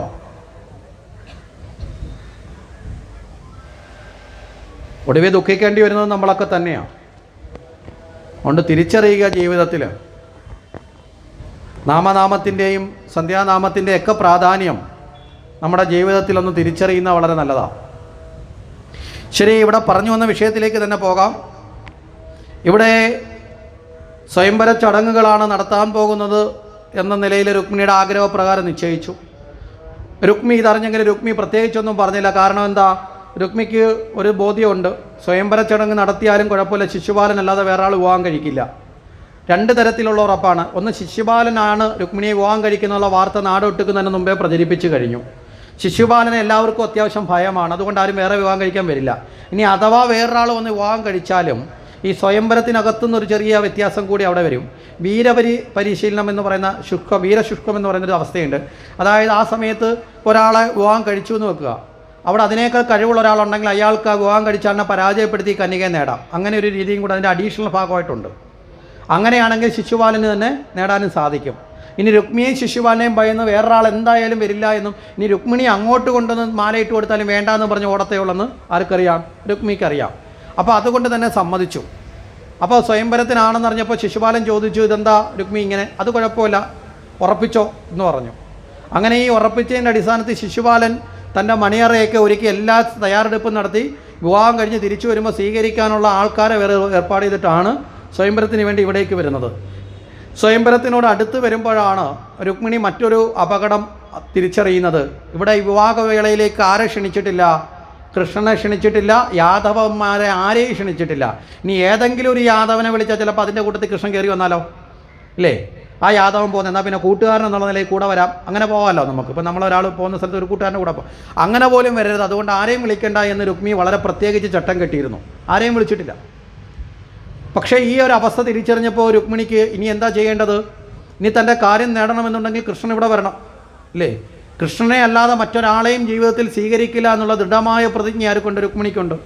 രുക്മിണി അതിനു വേണ്ടിയിട്ട് ഒരു ദൂതനെ അയക്കാൻ തീരുമാനിച്ചു. ഈ ദൂതൻ ഈ കുടുംബക്ഷേത്രത്തിലെ പാർവതി ദേവിയുടെയും ശിവൻ്റെയും പൂജ നടത്തുന്ന ആ ക്ഷേത്രത്തിലെ പൂജാരിയാണ്. ആ പൂജാരി എന്ന് പറയുന്നത് വെച്ചാൽ അദ്ദേഹത്തിന് വാക്കിൽ തന്നെ പറയും ബ്രാഹ്മണൻ എന്നൊരു വാക്കാണ് അവിടെ ഉദ്ദേശിക്കുന്നത്. എന്താ വെച്ചാൽ ബ്രഹ്മജ്ഞാനിയായവൻ. പൂജാരി എന്ന അർത്ഥത്തിലല്ല, അറിവുള്ളവൻ, അറിവ് നേടിയവൻ എന്നർത്ഥം. കാരണം വെച്ചാൽ അറിവ് നേടിയവന് മാത്രമേ ഏത് പ്രതിസന്ധിയും പരിഹരിക്കാനുള്ള തലമുണ്ടാവുള്ളൂ, അല്ലേ? പ്രശ്നങ്ങളെ പരിഹരിക്കാനുള്ള കഴിവ്. ഇവിടെ ഒരു പ്രശ്നമാണല്ലോ വന്ന് നിൽക്കുന്നത്. അദ്ദേഹത്തെ പോയി കണ്ടു, തൻ്റെ കാര്യങ്ങൾ തുറന്നു പറഞ്ഞു. എനിക്ക് മറ്റാരോടും വിശ്വസിച്ച് പറയാൻ പറ്റില്ല, അങ്ങയോട് ഞാൻ ഉണർത്തിക്കുന്നത് അങ്ങേക്ക് എൻ്റെ മനോഭാവം മനസ്സിലാക്കാനുള്ള പ്രാപ്തിയുണ്ട്. അതുകൊണ്ട് അങ്ങ് എന്ത് ചെയ്യണം? വളരെ വേഗത്തിൽ വിശ്രമം കൂടാതെ എവിടെ പോകണം? അങ്ങ് കൃഷ്ണൻ്റെ അടുത്ത് ചെന്ന് എൻ്റെ ഈ കാര്യങ്ങളൊക്കെ ഉണർത്തിക്കണം. നേരെ പറഞ്ഞു വിട്ടു, നേരെ കൃഷ്ണൻ്റെ അടുത്തേക്ക് പോവുകയാണ്. ഈ ദൂതൻ പോവുകയാണ്. അപ്പോൾ പോകുമ്പോൾ തന്നെ പറഞ്ഞു വിശ്രമം അരുത്, കാര്യം ഇനി 2 ദിവസം കൂടെ ഉള്ളൂ. നേരെ ചെന്ന് കൃഷ്ണനെ കാണാൻ വേണ്ടി ചെന്ന സമയത്ത് കൃഷ്ണൻ്റെ അടുത്ത് പറഞ്ഞു, ഇങ്ങനെ കാണാൻ ഒരാൾ വന്നിരിക്കുന്നു, ഒരു കത്തുമൊക്കെ ആയിട്ട് ഒരാൾ വന്ന് നിൽപ്പുണ്ടെന്ന് പറഞ്ഞു. ഇവിടെ കത്തുമൊക്കെ എഴുതി കൊടുത്തിട്ടുണ്ടോ? പണ്ടേ ഉണ്ട് ഈ പ്രേമലേഖനമൊക്കെ, ഇപ്പോൾ തുടങ്ങിയൊന്നുമല്ല. അപ്പോൾ ഇതൊക്കെ ആയിട്ടാണ് ചെല്ലുന്നത്. അപ്പോൾ അവിടെ ചെന്ന സമയത്ത് കൃഷ്ണൻ പറഞ്ഞു, കത്തൊക്കെ ആയിട്ടാണ് വരുന്നെങ്കിൽ ജ്യേഷ്ഠനെ കാണാനായിരിക്കും, ഭരണകാര്യത്തിൽ ജ്യേഷ്ഠനാണ് കാര്യങ്ങളൊക്കെ നോക്കുന്നത്, ജ്യേഷ്ഠൻ ഇവിടെ ഇല്ല എന്ന് പറഞ്ഞു. അപ്പോൾ പറഞ്ഞു ജ്യേഷ്ഠനുള്ള കത്തല്ല അനിയനുള്ളതെന്ന് പറഞ്ഞു. നേരെ ഈ ദൂതൻ വന്നു, കത്ത് കൊടുത്തു. കൃഷ്ണൻ ഈ കത്ത് മേടിച്ച് തുറന്ന് നോക്കി. കത്തിൻ്റെ ആദ്യത്തെ വരി വായിച്ചുടനെ തന്നെ കൃഷ്ണൻ തിരിച്ച് ഈ കത്തങ്ങ് ദൂതൻ്റെ കൊടുത്തു. എന്നിട്ട് പറഞ്ഞു ഉറക്കെ വായിക്കാൻ പറഞ്ഞു. ലോകത്ത് ആദ്യമായിട്ടായിരിക്കും കാമുകൻ എഴുതുന്ന കത്ത് കാമുകൻ ദൂതനെ കൊണ്ട് വായിപ്പിക്കുന്നത്. മനസ്സിലായില്ലേ? ഇവിടെ എന്തുകൊണ്ടാണ് ഭഗവാൻ രുക്മിണിയെ കൊണ്ട് ഇത് വായിപ്പിക്കുന്നതെന്ന് ചോദിച്ചാൽ, ഇവിടെ രുക്മിണിയുടെ മനോരഥങ്ങൾ ചാലിച്ചാണല്ലോ ഇതിൽ എഴുതിയിരിക്കുന്നത്. ആ എഴുതിയിരിക്കുന്ന സന്ദേശം അത് ലോകമറിയാനുള്ള, മനസ്സിലായില്ലേ, യഥാർത്ഥ ഈശ്വരനോടുള്ള പ്രാർത്ഥനാവാക്യങ്ങളാണ്. നമ്മൾ നാട്ടിൽ കാണുന്ന പ്രേമകാവ്യത്തിൻ്റെ ശൈലിയല്ല. മനസ്സിലായോ? ആ ഒരു നിലയിലായതുകൊണ്ടാണിത് ഈ ദൂതനെ കൊണ്ട്. അപ്പം ദൂതൻ വായിക്കുകയാണെങ്കിൽ ആ ദൂതൻ വായിക്കുന്ന ഭാഗം കൂടി ഇതിൽ ഉൾപ്പെടുത്തും, ഭാഗവത്തിൽ എഴുതി വെക്കും. മനസ്സിലായില്ലേ? വളരെ കൃത്യമായി ഭാഗവത്തിൽ അതിനെക്കുറിച്ച് വിവരിക്കുന്നുണ്ട്. ആ വരികൾ തന്നെ മൂലം ഭാഗവത്തിലേക്ക് പോയാൽ നമുക്ക് കാണാൻ സാധിക്കും. ആ വരികൾ തന്നെ രുക്മിണിയുടെ വാക്കുകൾ, വളരെ കുറച്ച് വാക്കുകളാണെങ്കിലും ഭഗവാൻ ആ രുക്മിണിയുടെ ആ അഭ്യർത്ഥന, ആ പ്രാർത്ഥന ഭഗവാൻ അങ്ങ് കൈക്കൊണ്ടു. ഇനി ഭഗവാൻ അടുത്തത് ചോദിച്ചല്ല, ഞാൻ ഈ രുക്മിണിയെ കണ്ടിട്ടില്ലല്ലോ, അപ്പോൾ കാണാത്ത ഒരാളിനെ വന്ന് നാളെ വന്ന് കല്യാണം കഴിക്കണമെന്ന് പറഞ്ഞ് ഇന്ന് ആളിൽ വന്നു കഴിഞ്ഞാൽ അതെങ്ങനെ ശരിയാവുന്നത്? വിവാഹം എന്ന് പറഞ്ഞാൽ ജീവിതത്തിലുടനീളം നിലനിൽക്കേണ്ട ഒരു ബന്ധമല്ലേ, അല്ലേ? ഒരു ദിവസം കഴിഞ്ഞ് പിരിച്ചുവിടാനുള്ളതാണോ? അല്ല, ഉടനീളം നിൽക്കേണ്ടതാണ്. ആ പാരസ്പരികമായ ധർമ്മത്തെ ഒരുമിച്ച് പുലർത്താനുള്ളതാണ് വിവാഹം. അല്ലാതെ ഒരു ദിവസമോ 2 ദിവസമോ 3 ദിവസമുള്ളതല്ല. ഇവർ തമ്മിലുണ്ടാകുന്ന ചേർച്ചയാണ് ആ കുടുംബത്തിൻ്റെ ഐശ്വര്യമായി മാറുന്നത്. അപ്പോൾ ആ ചേർച്ചകളില്ലെങ്കിൽ യോജിപ്പിച്ചിട്ട് കാര്യമുണ്ടോ? ചേരാത്ത സാധനങ്ങൾ തമ്മിൽ യോജിപ്പിച്ചാൽ എന്തുണ്ടാവും? ഒരിക്കലും അത് ശാന്തി ഉണ്ടാവില്ല. അപ്പോൾ സ്വയം തൻ്റെ ശാന്തിയാണോ അശാന്തിയാണോ എന്നൊക്കെ തിരിച്ചറിയണ്ടേ? ഇവിടെയാണ് ആ ദൂതനം, അതാണ് പണ്ഡിതനായ ദൂതനെ അയച്ചു എന്ന് പറയുന്നതിൻ്റെ ഒരു തത്വം. രുക്മിണി വളരെ ഉചിതമായിട്ടാണ് ചിന്തിക്കുന്നത്. ഈ ദൂതൻ വളരെ കൃത്യമായി രുക്മിണിയെക്കുറിച്ച് വർണ്ണിക്കുന്ന ഭാഗം നമ്മളൊന്ന് നല്ലതുപോലെ അടിവരയിട്ട് മനസ്സിലാക്കണം. 3 തലത്തിലാണ് രുക്മിണിയെക്കുറിച്ച് വർണ്ണിക്കുന്നത്. ഒന്ന്, സർവവിദ്യാസമ്പന്ന. ആദ്യം തന്നെ പറയുന്നത് എന്താ? സർവവിദ്യാസമ്പന്ന. രണ്ടാമത് പറയും സർവസദ്ഗുണപ്രദ. രണ്ടാമത്തത് സർവവിധമായ സദ്ഗുണങ്ങളുള്ളവൾ. മൂന്നാമത് പറയും സർവാംഗസുന്ദരി. മനസ്സിലായില്ലേ? ഇങ്ങനെയാണ് പറയുന്നത്. ഇനി നമ്മളാണ് പറയുന്നതെങ്കിൽ ആദ്യം ഏത് വരും? സുന്ദരി സുന്ദരനും വരും. മനസ്സിലല്ലേ? അവിടെയാണ് നമ്മുടെ പല വിവാഹവും ജീവിതവും ഒക്കെ തകർന്നു പോയതിൻ്റെ കാരണം. ഇവിടെ ഏറ്റവും പ്രധാനമെന്ന് പറഞ്ഞാൽ സർവ്വവിദ്യാസമ്പന്നം. ഇവിടെ വിദ്യാസമ്പന്നം എന്ന് വെച്ചാൽ PGയുടെ സർട്ടിഫിക്കറ്റും ഡിഗ്രിയുടെ സർട്ടിഫിക്കറ്റും ഒന്നുമല്ല. ജീവിക്കാൻ പ്രാപ്തമായ പക്വതയുള്ള, ജീവിക്കാൻ ആവശ്യമായ വിദ്യ. മനസ്സിലാവുന്നുണ്ടോ? ഒരു ജീവിതത്തിന് വേണ്ടിയിട്ടുള്ള വിദ്യ. അത് നമ്മൾ സ്കൂളിൽ പഠിച്ച് കിട്ടുന്ന വിദ്യ കൊണ്ടല്ല ജീവിക്കുന്നതാണോ? അത് ചിലപ്പോൾ ജോലിക്ക് ഉപയോഗിക്കും, പക്ഷേ വീട്ടിൽ ജീവിക്കുവാൻ ആവശ്യമായിട്ടുള്ള ആ തരത്തിലുള്ള ബോധം, വിവരം ഉണ്ടായിരിക്കണം. അതാണ് വിദ്യ എന്ന് പറയുന്നത്. അപ്പോൾ സർവ്വവിദ്യാസമ്പന്ന, എല്ലാ വിദ്യ അതിൽ കൂട്ടാം. അങ്ങനെയുള്ള എല്ലാവിധമായ അറിവും നേടി ജീവിതത്തിന് ആവശ്യമായ അറിവും പക്വതയും ആർജിച്ചവളാണ് ഒന്നാമത്തത്. ഇനിയോ രണ്ടാമതെന്താ പറഞ്ഞത്? സർവഗുണം, അല്ലേ? എല്ലാ സദ്ഗുണങ്ങളും ജീവിതത്തിലുള്ളവളാണ്. ഇത് രണ്ടും ഉണ്ടെങ്കിൽ മൂന്നാമത്തത് ഇല്ലെങ്കിലും പ്രശ്നമില്ല. മനസ്സിലായില്ലേ? ഇനി വിദ്യയുണ്ടെങ്കിൽ സദ്ഗുണങ്ങൾ അല്പം കുറവാണെങ്കിൽ അത് ആർജിച്ചെടുക്കാം. വിദ്യയും സദ്ഗുണവും വന്നാൽ അതിനേക്കാൾ വലിയ സൗന്ദര്യം വേറെയില്ല. അതുകൊണ്ടാണ് പണ്ടത്തെ മുത്തശ്ശിമാർ ഈ കുട്ടികളോടൊക്കെ ഉപദേശം കൊടുക്കുന്ന സമയത്ത് വളരെ സിമ്പിളായിട്ട് പറയുന്നൊരു കാര്യം ഉണ്ടായിരുന്നു: അഴകുള്ള ചക്കയിൽ ചുളയുണ്ടാവില്ല. എന്താ കാരണം? ചക്കയുടെ പുറത്ത് അഴകുള്ളതുകൊണ്ട് ചക്കയ്ക്കകത്ത് ചുളയില്ലെന്നല്ല പറഞ്ഞതിൻ്റെ അർത്ഥം. പറഞ്ഞു മനസ്സിലായില്ലേ? ചക്കയ്ക്കകത്ത് ആ അഴകില്ല എന്ന് പറയപ്പെടുന്നതിൻ്റെ കാരണം അതിനകത്ത് ചുളയില്ലെങ്കിൽ ചക്ക കൊണ്ട് ഗുണമുണ്ടോ?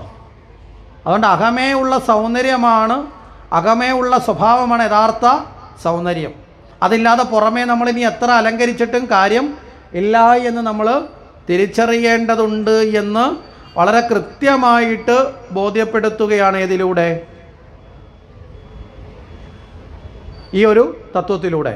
അപ്പോൾ ഇവിടെ അടിസ്ഥാനപരമായി വേണ്ട ഏറ്റവും ഉത്തമമായ ഗുണം അറിവാണ്, രണ്ടാമത് സ്വഭാവമാണ്, മൂന്നാമതാണ് സൗന്ദര്യം.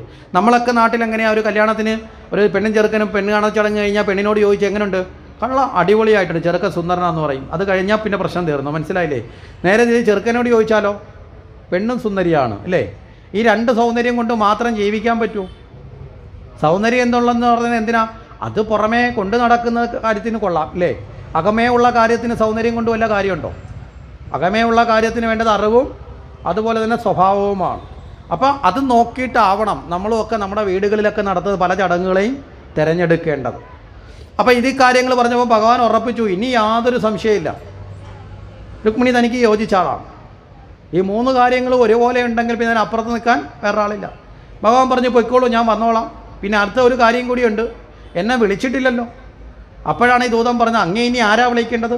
ഒരു കല്യാണത്തിന് വിളിക്കുക എന്ന് പറഞ്ഞാൽ ബന്ധുക്കൾ വിളിക്കുന്നതിനേക്കാൾ പ്രധാനമല്ലേ കല്യാണം കഴിക്കാൻ വന്ന പെണ്ണോ ചെറുക്കനെ നേരിട്ട് വിളിക്കുക. അപ്പോൾ നേരിട്ട് വിളിക്കുന്നതിന് പകരമാണ് എന്നെ അയച്ചത്, അപ്പോൾ നേരിട്ട് വിളിച്ചതിന് തുല്യമാണ്, അപ്പം വരാം. ഭഗവാൻ പറഞ്ഞു. അപ്പോൾ അതും അംഗീകരിച്ചു. പിന്നീട് അടുത്ത ചോദ്യമുണ്ട്, ഇനി അവിടെ വന്നു കഴിഞ്ഞാൽ ഈ ശിശുപാലനൊക്കെ അവിടെയുണ്ട്, ഈ പറയുന്ന രുക്മി അവിടെയുണ്ട്, ഇവരൊക്കെ അവിടെ ഉണ്ട് എന്നുള്ളത് ഭഗവാൻ അറിയാം. കാരണം ശിശുപാലനെക്കുറിച്ചൊക്കെ ഭഗവാൻ അറിയാം കൃത്യമായിട്ട്, രുക്മിയെക്കുറിച്ചും അറിയാം. അതുകൊണ്ട് അവിടെ വന്നു കഴിഞ്ഞാൽ പിന്നെ ഒരു ബഹളമൊക്കെ ഉണ്ടാവത്തില്ലേ? അപ്പോൾ പിന്നെ അതിനിടയിലൊരു യുദ്ധവും ഒരു കല്യാണം എന്ന് പറഞ്ഞാൽ മംഗളചടങ്ങാണ്, അവിടെ കിടന്ന് ഇടിയൊക്കെ കൂടുന്നത് എന്തിനാ? അപ്പോൾ അതിനെന്ത് ചെയ്യും? അപ്പോഴാണ് വളരെ കൃത്യമായിട്ടുള്ള ഒരു മറുപടി കൂടി അവിടെ പറഞ്ഞു കൊടുക്കും. എന്താ മറുപടി? ഇവിടെ തലേ ദിവസം ഇഷ്ടദേവതയെ തൊഴുതാൻ വേണ്ടി, പാർവതി ദേവിയെ നമസ്കരിക്കാൻ വേണ്ടി കോവിലിൽ പോയി തിരികെ വരുന്ന വേളയിൽ, മനസ്സിലായില്ലേ, ആ വേളയിൽ ആ സമയത്ത് രഥവുമായി വന്നാൽ മതി. ആ രഥവുമായി വരുന്ന സമയത്ത് വളരെ വേഗത്തിൽ ആ രഥവുമായി വരുന്ന സമയത്ത് എന്ത് ചെയ്തോളാം? താൻ വളരെ വേഗത്തിൽ തന്നെ കൃഷ്ണനെ കണ്ടാൽ ഉടനെ കൃഷ്ണൻ്റെ കൂടെ കൂടിക്കൊള്ളാം. അതുകൊണ്ട് മറ്റ് ബുദ്ധിമുട്ടുകളൊന്നും ഉണ്ടാവുകയില്ല എന്നുള്ള കാര്യവും പറഞ്ഞു. അപ്പോൾ ഇപ്രകാരം ഇതെല്ലാം ഉറപ്പ് കിട്ടിക്കൊടുത്തിട്ടാണ് ദൂതൻ പോകുന്നത്. ദൂതൻ പോയതിൻ്റെ പുറകെ തന്നെ കൃഷ്ണൻ അവിടേക്ക് തിരിച്ചു. ഈ സമയത്ത് ബലരാമനില്ല, ബലരാമനോട് പറയാൻ സാധിച്ചില്ല. അങ്ങനെ കൃഷ്ണൻ ദാരുകനെയും കൂട്ടി തൻ്റെ മന്ത്രിയായിട്ടുള്ള ദാരുകനെ തേരാളിയാക്കിക്കൊണ്ട് നേരെ അവിടെ എത്തി. ഭീഷ്മകൻ്റെ കൊട്ടാരത്തിലെത്തി. വിദർഭ രാജ്യത്തെത്തുന്ന കൃഷ്ണനെ സൽക്കരിച്ചു, ആനയിച്ചു. അവിടെ കൊണ്ടുവന്ന് അദ്ദേഹത്തിന് താമസിക്കാനുള്ള ഏർപ്പാടൊക്കെ ചെയ്തു. രുക്മി ഇതറിഞ്ഞെങ്കിലും പ്രത്യേകിച്ചൊന്നും പറഞ്ഞില്ല. എന്താ കാരണം? രുക്മി ആ സമയത്ത് ഒന്നുകൂടി കുതന്ത്രം മെനഞ്ഞു മനസ്സിൽ. ഇവിടെ വിവാഹ ചടങ്ങിൽ വേദിയിൽ വന്നിരിക്കുമ്പോൾ അവിടെ വെച്ച് കൃഷ്ണനെ അപമാനിച്ചിറക്കി വിടണം. മനസ്സിലായില്ലേ? പരസ്യമായി എല്ലാവരും മുമ്പിൽ വെച്ച് അപമാനിക്കുക എന്ന് പറഞ്ഞാൽ ഒരാളെ കൊല്ലുന്നതിന് തുല്യമാണ് അല്ലേ? നമ്മൾ തന്നെ ചിലപ്പോൾ പറയത്തില്ലേ, ഇത്രയും പേരെ മുമ്പിൽ വെച്ച് അത് പറയുന്നതിനൊക്കെ നല്ല എന്നെയും കൊല്ലുന്നതായിരുന്നു നല്ലതെന്ന് നമ്മൾ പറയാറുണ്ട് അല്ലേ? അപ്പോൾ കൊല്ലുന്നതിന് തുല്യം. അപ്പോൾ കൃഷ്ണൻ എന്ത് ചെയ്യണം? ഈ സ്വയംവര പന്തലിൽ വന്നിരിക്കുമ്പോൾ അവിടെ ചെന്നിട്ട് ചോദിക്കണം, നിന്നെ ആര് വിളിച്ചു? എന്തിനാടാ ഇവിടെ വന്നിരിക്കുന്നത്? നല്ലേൽ നീ പണ്ടേ പെണ്ണുങ്ങളെ പുറകെ നടക്കുന്ന ഒരുത്തനാണെന്ന് ഞങ്ങൾക്കൊക്കെ അറിയാം, ഗോപികമാരെ കൂടെ നടന്നവനാണ്. ഇപ്പം നീ ഇവിടെ വന്നിങ്ങനെ ഞൊളിഞ്ഞിരിക്കാൻ നാണോ ഇല്ലെന്ന് ചോദിച്ച് ഇറക്കി വിടണം. ഇതാണ് ആരുടെ പ്ലാൻ? രുക്മിയുടെ പ്ലാൻ. പക്ഷേ ഇതെല്ലാം തെറ്റി. മനസ്സിലായില്ലേ? ഈ പ്ലാനിലാണ് രുക്മി നിൽക്കുന്നത്. രുക്മി ഇങ്ങനെ ചെയ്യുമെന്നുള്ള കാര്യം അറിഞ്ഞുകൊണ്ടാണ് ശിശുപാലൻ സമാധാനിച്ചവിടെ നിൽക്കുന്നത്. പക്ഷേ ഈ വിവാഹത്തിൻ്റെ തലേ ദിവസം അവിടെ പാർവതീദേവിയുടെ ക്ഷേത്രത്തിൽ തൊഴുത് തിരിച്ചു വരുന്ന സമയത്ത് ഭഗവാൻ ദാരുകനെ കൂട്ടി രഥവുമായിട്ട് വന്നു. ആ വേഗത്തിൽ ആ രഥം കണ്ട മാത്രമേ തന്നെ രുക്മിണി എന്ത് ചെയ്തു? സ്റ്റോപ്പ് പോലും വേണ്ടിയിരുന്നില്ല, ചാടി ഭഗവാന്റെ കയ്യിലേക്ക് പിടിച്ചു, ഭഗവാനോട് ചേർന്നു. രുക്മിണിയും കൊണ്ട് ഭഗവാൻ അവിടെ നിന്ന് പോവുകയും ചെയ്തു. ഇതറിഞ്ഞ ഭടന്മാർ ഓടിച്ചെന്ന് ആരോട് പറഞ്ഞു? ശിശുപാലനോടും ശിശുപാലനോടും രുക്മിണിയോടൊക്കെ പറഞ്ഞു, ദേ ശ്രീകൃഷ്ണൻ രുക്മിണിയും കൊണ്ട് പോകുന്നു എന്ന് പറഞ്ഞു. ആ സമയത്ത് തന്നെ ശിശുപാലൻ നേരെ രുക്മിണിയോട് ചോദിച്ചു, നീയല്ലേ പറഞ്ഞത് നിൻ്റെ സഹോദരി എനിക്കുള്ളതാണെന്ന്? ഇപ്പോൾ വന്നിട്ട് എന്താ എന്നൊക്കെ ചോദിച്ച് ദേഷ്യപ്പെട്ടു. ഈ സമയത്ത് രുക്മി വലിയ ശപഥം ചെയ്യുന്നുണ്ട്. തൻ്റെ വില്ലാണ് സത്യം, തൻ്റെ ആയുധം കൊണ്ടൊക്കെ സത്യം ചെയ്യുന്നത്. അവിടെ തൻ്റെ സഹോദരിയെയും വീണ്ടെടുത്തല്ലാതെ ഞാൻ തിരിച്ചിവിടേക്ക് വരില്ല. തീർച്ചയായിട്ടും ഞാൻ രുക്മിണിയെ പിടിച്ചു കൊണ്ടുവന്ന് ഞാൻ നിനക്ക് തരും. കൃഷ്ണൻ ഇതോടുകൂടി ജരാസന്ധനോട് കാണിച്ചത് കണക്കൊന്നുമല്ല എന്നോട് കാണിക്കുക. കംസനെ പോലെ എന്നെ കണ്ടിട്ട് കാര്യമില്ല, അതിനേക്കാളൊക്കെ വലിയ ആളാണ് താനെന്നൊക്കെ വീമ്പിളക്കിക്കൊണ്ടാണ് രുക്മി സൈന്യത്തെയൊക്കെ കൂട്ടി ഭഗവാന്റെ പുറകിൽ പോയി തടഞ്ഞ് യുദ്ധം ആരംഭിച്ചു. ഇതേ സമയത്ത് തന്നെ ഇവിടെ നിന്ന് നേരെ ബലരാമനും അദ്ദേഹത്തിൻ്റെ കൂടെ സൈന്യവും കൃഷ്ണൻ്റെ സൈന്യവും അവിടെ വന്നു ചേർന്നു. അങ്ങനെ ശക്തമായ യുദ്ധത്തിൻ്റെ ഒടുവിൽ രുക്മിയെ പിടിച്ച് ബന്ധിച്ചു. രുക്മിയെ ബന്ധിച്ച് നിർത്തി വധിക്കാൻ ശ്രമിക്കുന്ന സമയത്ത് രുക്മിണി ഭഗവാനെ നോക്കി കൈകൂപ്പി തൊഴുതു. ഇതേ സമയത്ത് തന്നെ ബലരാമൻ ഇടപെട്ടു. ബലരാമൻ പറഞ്ഞു, കൃഷ്ണ അരുത്, ഈ സമയത്ത് അവൻ നമ്മുടെ ബന്ധു കൂടിയാണ്, അവൻ്റെ പെങ്ങളെയാണല്ലോ വിവാഹം കഴിക്കുന്നത്, അതുകൊണ്ട് എന്ത് ചെയ്യണം, വധിക്കരുത് എന്ന് കൃഷ്ണനോട് ആര് പറഞ്ഞു? ബലരാമൻ കൂടി അഭ്യർത്ഥിച്ചു. ഇവിടെ ബലരാമൻ അഭ്യർത്ഥിച്ച 2 കാര്യമുണ്ട്. ബന്ധുവാണ് എന്നുള്ളത് മാത്രമല്ല, ഈ ബലരാമന് രുക്മിയായിട്ടൊരു ബന്ധമുണ്ട്. ഈ ബലരാമന് ചില ഇൻ്റർ കണക്ഷനൊക്കെ ഉള്ള ആളാണ്. മനസ്സിലായില്ലേ? ബലരാമൻ ഈ ഗദായുധത്തിൻ്റെ ഗുരുനാഥനാണ്. ആര് പഠിക്കാൻ വന്നാലും എങ്ങനെ ഉള്ളവനാണെന്ന് നോക്കത്തില്ല, പഠിപ്പിച്ചു വിടും. അങ്ങനെ വെച്ച് നോക്കുമ്പോൾ ഈ രുക്മിയെയും ഗദായുധം പഠിപ്പിച്ചുള്ളത് ബലരാമനാണ്. ദുര്യോധനനെയും ആര് പഠിപ്പിച്ചിട്ടുണ്ട്? ബലരാമൻ പഠിപ്പിച്ചിട്ടുണ്ട്. അതുകൊണ്ടാണ് കുരുക്ഷേത്ര യുദ്ധം നടക്കുന്ന സമയത്ത് നിങ്ങൾ സശ്രദ്ധ ഒന്ന് നോക്കിയാൽ കാണാൻ സാധിക്കും, കുരുക്ഷേത്ര യുദ്ധക്കളത്തിൽ ബലരാമനില്ല. കുരുക്ഷേത്ര യുദ്ധം തുടങ്ങുന്നതിന് മുമ്പ് തന്നെ ബലരാമൻ പറഞ്ഞു, ഒരു ഭാഗത്ത് അനുജൻ, മറുഭാഗത്ത് തൻ്റെ ശിഷ്യൻ, രണ്ടുപേരും ഒരർത്ഥത്തിൽ മകനെ പോലെയാണ്. ഒരു ഭാഗത്ത് ദുര്യോധനൻ ശിഷ്യനാണ്, മറുഭാഗത്ത് കൃഷ്ണൻ അനുജനാണ്, അല്ലേ? അതുകൊണ്ട് ഇത് രണ്ടുപേരുടെ ഇടയിൽ നിൽക്കാൻ ഞാനില്ല, ഞാൻ ഇവിടുന്ന് പോകുന്നു പറഞ്ഞ് തീർത്ഥാടനത്തിന് അങ്ങ് പോയി കഴിഞ്ഞു. അത് കഴിഞ്ഞ് കുരുക്ഷേത്ര യുദ്ധമൊക്കെ തീർന്നിട്ടാണ് ആര് വരുന്നത്? ബലരാമൻ തിരിച്ചു വരുന്നത്. അപ്പോൾ ബലരാമൻ ഈ പ്രിയമുണ്ട് ശിഷ്യന്മാരോട്. അപ്പോൾ അതുകൊണ്ടാണ് ഇവിടെ രുക്മിയെ രക്ഷിക്കാൻ കിട്ടിയ അവസരത്തിൽ രക്ഷിച്ചു. അതുകൊണ്ട് ഒരിക്കൽ രക്ഷിച്ചു എന്നുള്ള ഒരു അപരാധത്തിൽ പോലും രുക്മി നന്നാവാത്തതുകൊണ്ട് പിന്നീട് ഇതേ രുക്മിയെ തല്ലിക്കൊല്ലുന്നതും ബലരാമൻ തന്നെയാണ്. അത് പിന്നീടത്തെ ചരിത്രത്തിൽ വരുന്നുണ്ട്. അപ്പോൾ ഇവിടെ നമുക്ക് കാണാൻ സാധിക്കുന്നത് ഇപ്രകാരം ഭഗവാൻ പിടിച്ചു കെട്ടിയ രുക്മിയെ വധിക്കാതെ വിട്ടു. അത് കഴിഞ്ഞിട്ട് എന്ത് ചെയ്തു? ഒന്ന് വിരൂപയാക്കി. മനസ്സിലായില്ലേ? മുടിയും മീശയൊക്കെ പകുതി വീതമൊക്കെ ചെത്തിക്കളഞ്ഞു വാളുകൊണ്ട്. എന്താ കാര്യം? കൃഷ്ണനെ അപമാനിക്കാനാണല്ലോ ആര് തീരുമാനിച്ചത്? രുക്മി തീരുമാനിച്ചത്. അപ്പോൾ അതേ അപമാനം തിരിച്ചു കൊടുത്തു.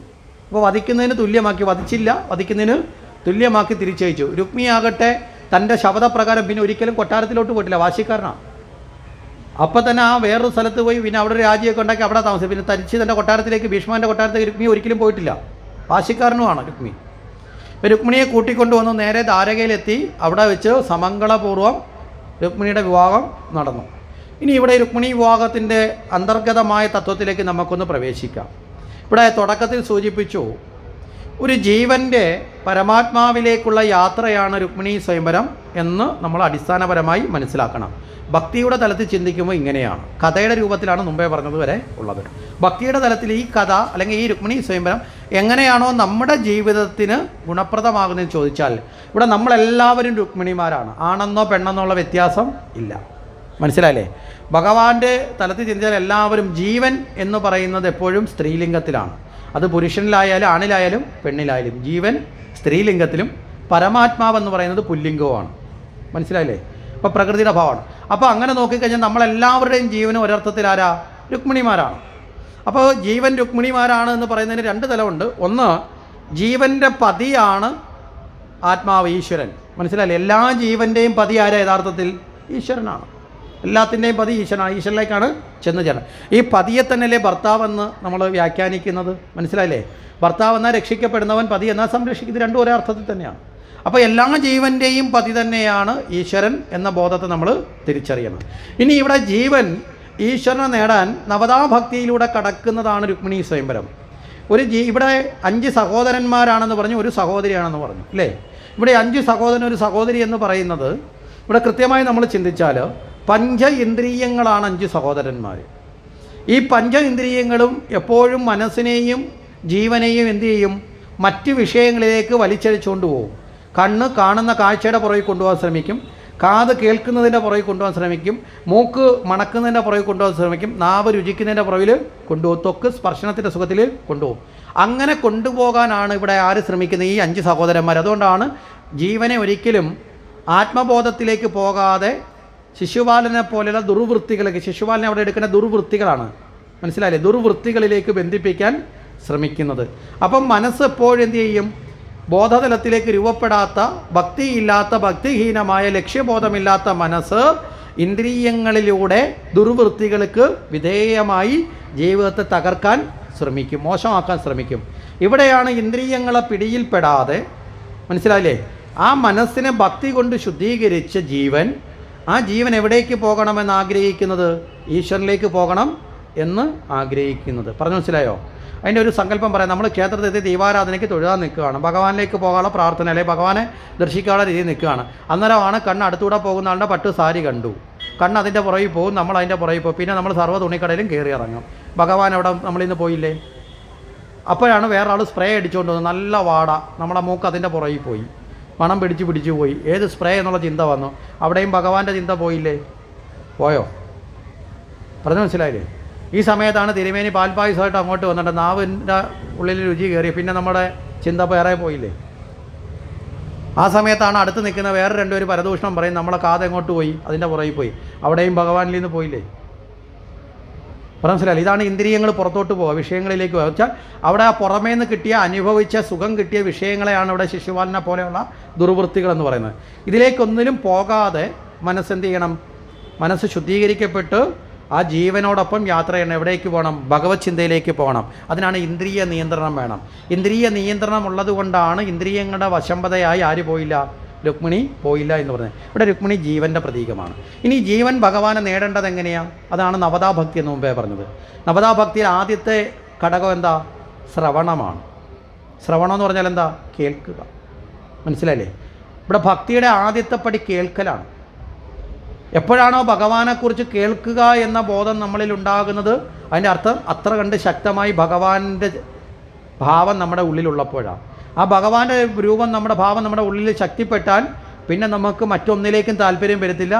ഭഗവാനെക്കുറിച്ച് കേൾക്കുന്നതിലായി താല്പര്യം. സമയം പോകുന്നതും കാലം പോകുന്നത് പോലും അറിയാതെ ഭഗവാന്റെ ചരിതം കേൾക്കുക. ഇവിടെ പരീക്ഷത്തിന് ഭാഗവതം ഉപദേശിച്ചാണല്ലോ ഇവിടുത്തെ ഇതിവൃത്തം. ആ പരീക്ഷത്ത് 1-2 ദിവസം കഴിഞ്ഞപ്പോഴത്തേക്ക് ശ്രീശുഖനോട് പറയുന്നുണ്ട്, അല്ലയോ ഗുരുനാഥ, ഇനി വിശ്രമിക്കാനൊന്നും സമയം എടുക്കണ്ട, ഉറങ്ങാനൊന്നും സമയം മാറ്റി വെക്കണ്ട, ഭക്ഷണവും വെള്ളവും വേണ്ട. കാരണം എന്താ, ആ സമയം കൂടി ഭഗവാന്റെ കഥ കേൾക്കാനാണ് എനിക്ക് താല്പര്യം. നമ്മളൊക്കെ എന്താ പറയുന്നത്? ഒന്ന് വേഗം നിർത്ത്, ഞങ്ങൾക്ക് പോകണം അല്ലേ? ഇതാണ് നമ്മൾ ഭാഗവതം കേൾക്കുന്നതും പരീക്ഷത്ത് കേട്ടതിലുള്ള വ്യത്യാസം. നമ്മൾ ചോദിക്കും, ഇത്രയും ഭാഗവതം കേട്ടിട്ട് ഞങ്ങളെന്താ സ്വർഗത്ത് പോകാത്ത, ഞങ്ങൾക്കെന്താ മുക്തി കിട്ടാത്ത, ഞങ്ങൾക്കെന്താ അത് കിട്ടാത്ത? പരീക്ഷത്തിന് അത് ചുമ്മാതെ പറയുന്നതായിരിക്കും, നമ്മളെ വെറുതെ ഇരുത്തി കേൾപ്പിക്കാൻ വേണ്ടി. അതല്ല, പരീക്ഷത്ത് വളരെ കൃത്യമായിട്ടാണ് പറയുന്നത്. ഓരോ ദിവസം കഴിയുന്തോറും പരീക്ഷത്ത് പറയുന്നുണ്ട്, എനിക്ക് ദാഹമില്ല, ക്ഷീണമില്ല, മനസ്സിലായില്ലേ, എനിക്ക് വിശപ്പില്ല, ഞാൻ ഒന്നും അറിയുന്നില്ല. കാരണം എന്താ? പരിപൂർണമായി എൻ്റെ മനസ്സിപ്പോൾ ഭഗവാന്റെ കഥയിൽ ആനന്ദിച്ച് നിൽക്കുകയാണ്. ആ ആനന്ദിച്ച് നിൽക്കുന്ന സമയത്ത് വേറെ ഒരു ചിന്തയും വരില്ല. ഇത് നമുക്ക് മനസ്സിലാക്കണേ. കൊച്ചു കുട്ടികൾ കളിക്കാനിരിക്കുന്ന രംഗം എടുത്താൽ മതി. കൊച്ചു കുട്ടികൾ കളിയിലിരുന്നാൽ അവന് വിശപ്പറിയില്ല, ക്ഷീണം അറിയില്ല. ഉണ്ടോ? അവൻ എങ്ങനെ ഇരിക്കും? നമ്മൾ നോക്കിക്കഴിഞ്ഞാൽ ചില അമ്മമാർ പരാതി പറയും, രാവിലെ ഒന്നും കഴിച്ചില്ലെന്നേ, വൈകുന്നേരമായി, എന്നിട്ട് ഇരിക്കുന്ന ഇരുത്ത കണ്ടില്ലേ. അവന് നമ്മൾ നോക്കും, നമ്മൾ കഴിച്ച ആൾക്കാരെക്കാൾ എനർജി ഉണ്ട്. കഴിച്ച ആൾ പോത്തുപോലെ പോയി കിടന്ന് ഉറങ്ങും, അവിടെ കിടന്ന് ക്ഷീണം കാരണം. എന്നാലും അവൻ അവിടെ നിന്ന് ഉഷാറായിട്ട് ഓടിച്ചാടി ഇറങ്ങണം. എന്താ? അവൻ്റെ മനസ്സാണ് അവനെ എനർജിയാക്കി നിർത്തുന്നത്, അല്ലേ? എനർജറ്റിക് ആക്കും. അവൻ്റെ മൈൻഡ് കൊണ്ട് അവൻ വളരെ റീഫ്രഷ് ചെയ്തുകൊണ്ടിരിക്കും. ഉന്മേഷം കൂടിക്കൊണ്ടേയിരിക്കും. അവൻ അതിൻ്റെ ഇടയ്ക്ക് വിശപ്പുണ്ടാകുമ്പോഴുണ്ടോ? ഒന്നും അറിയില്ല.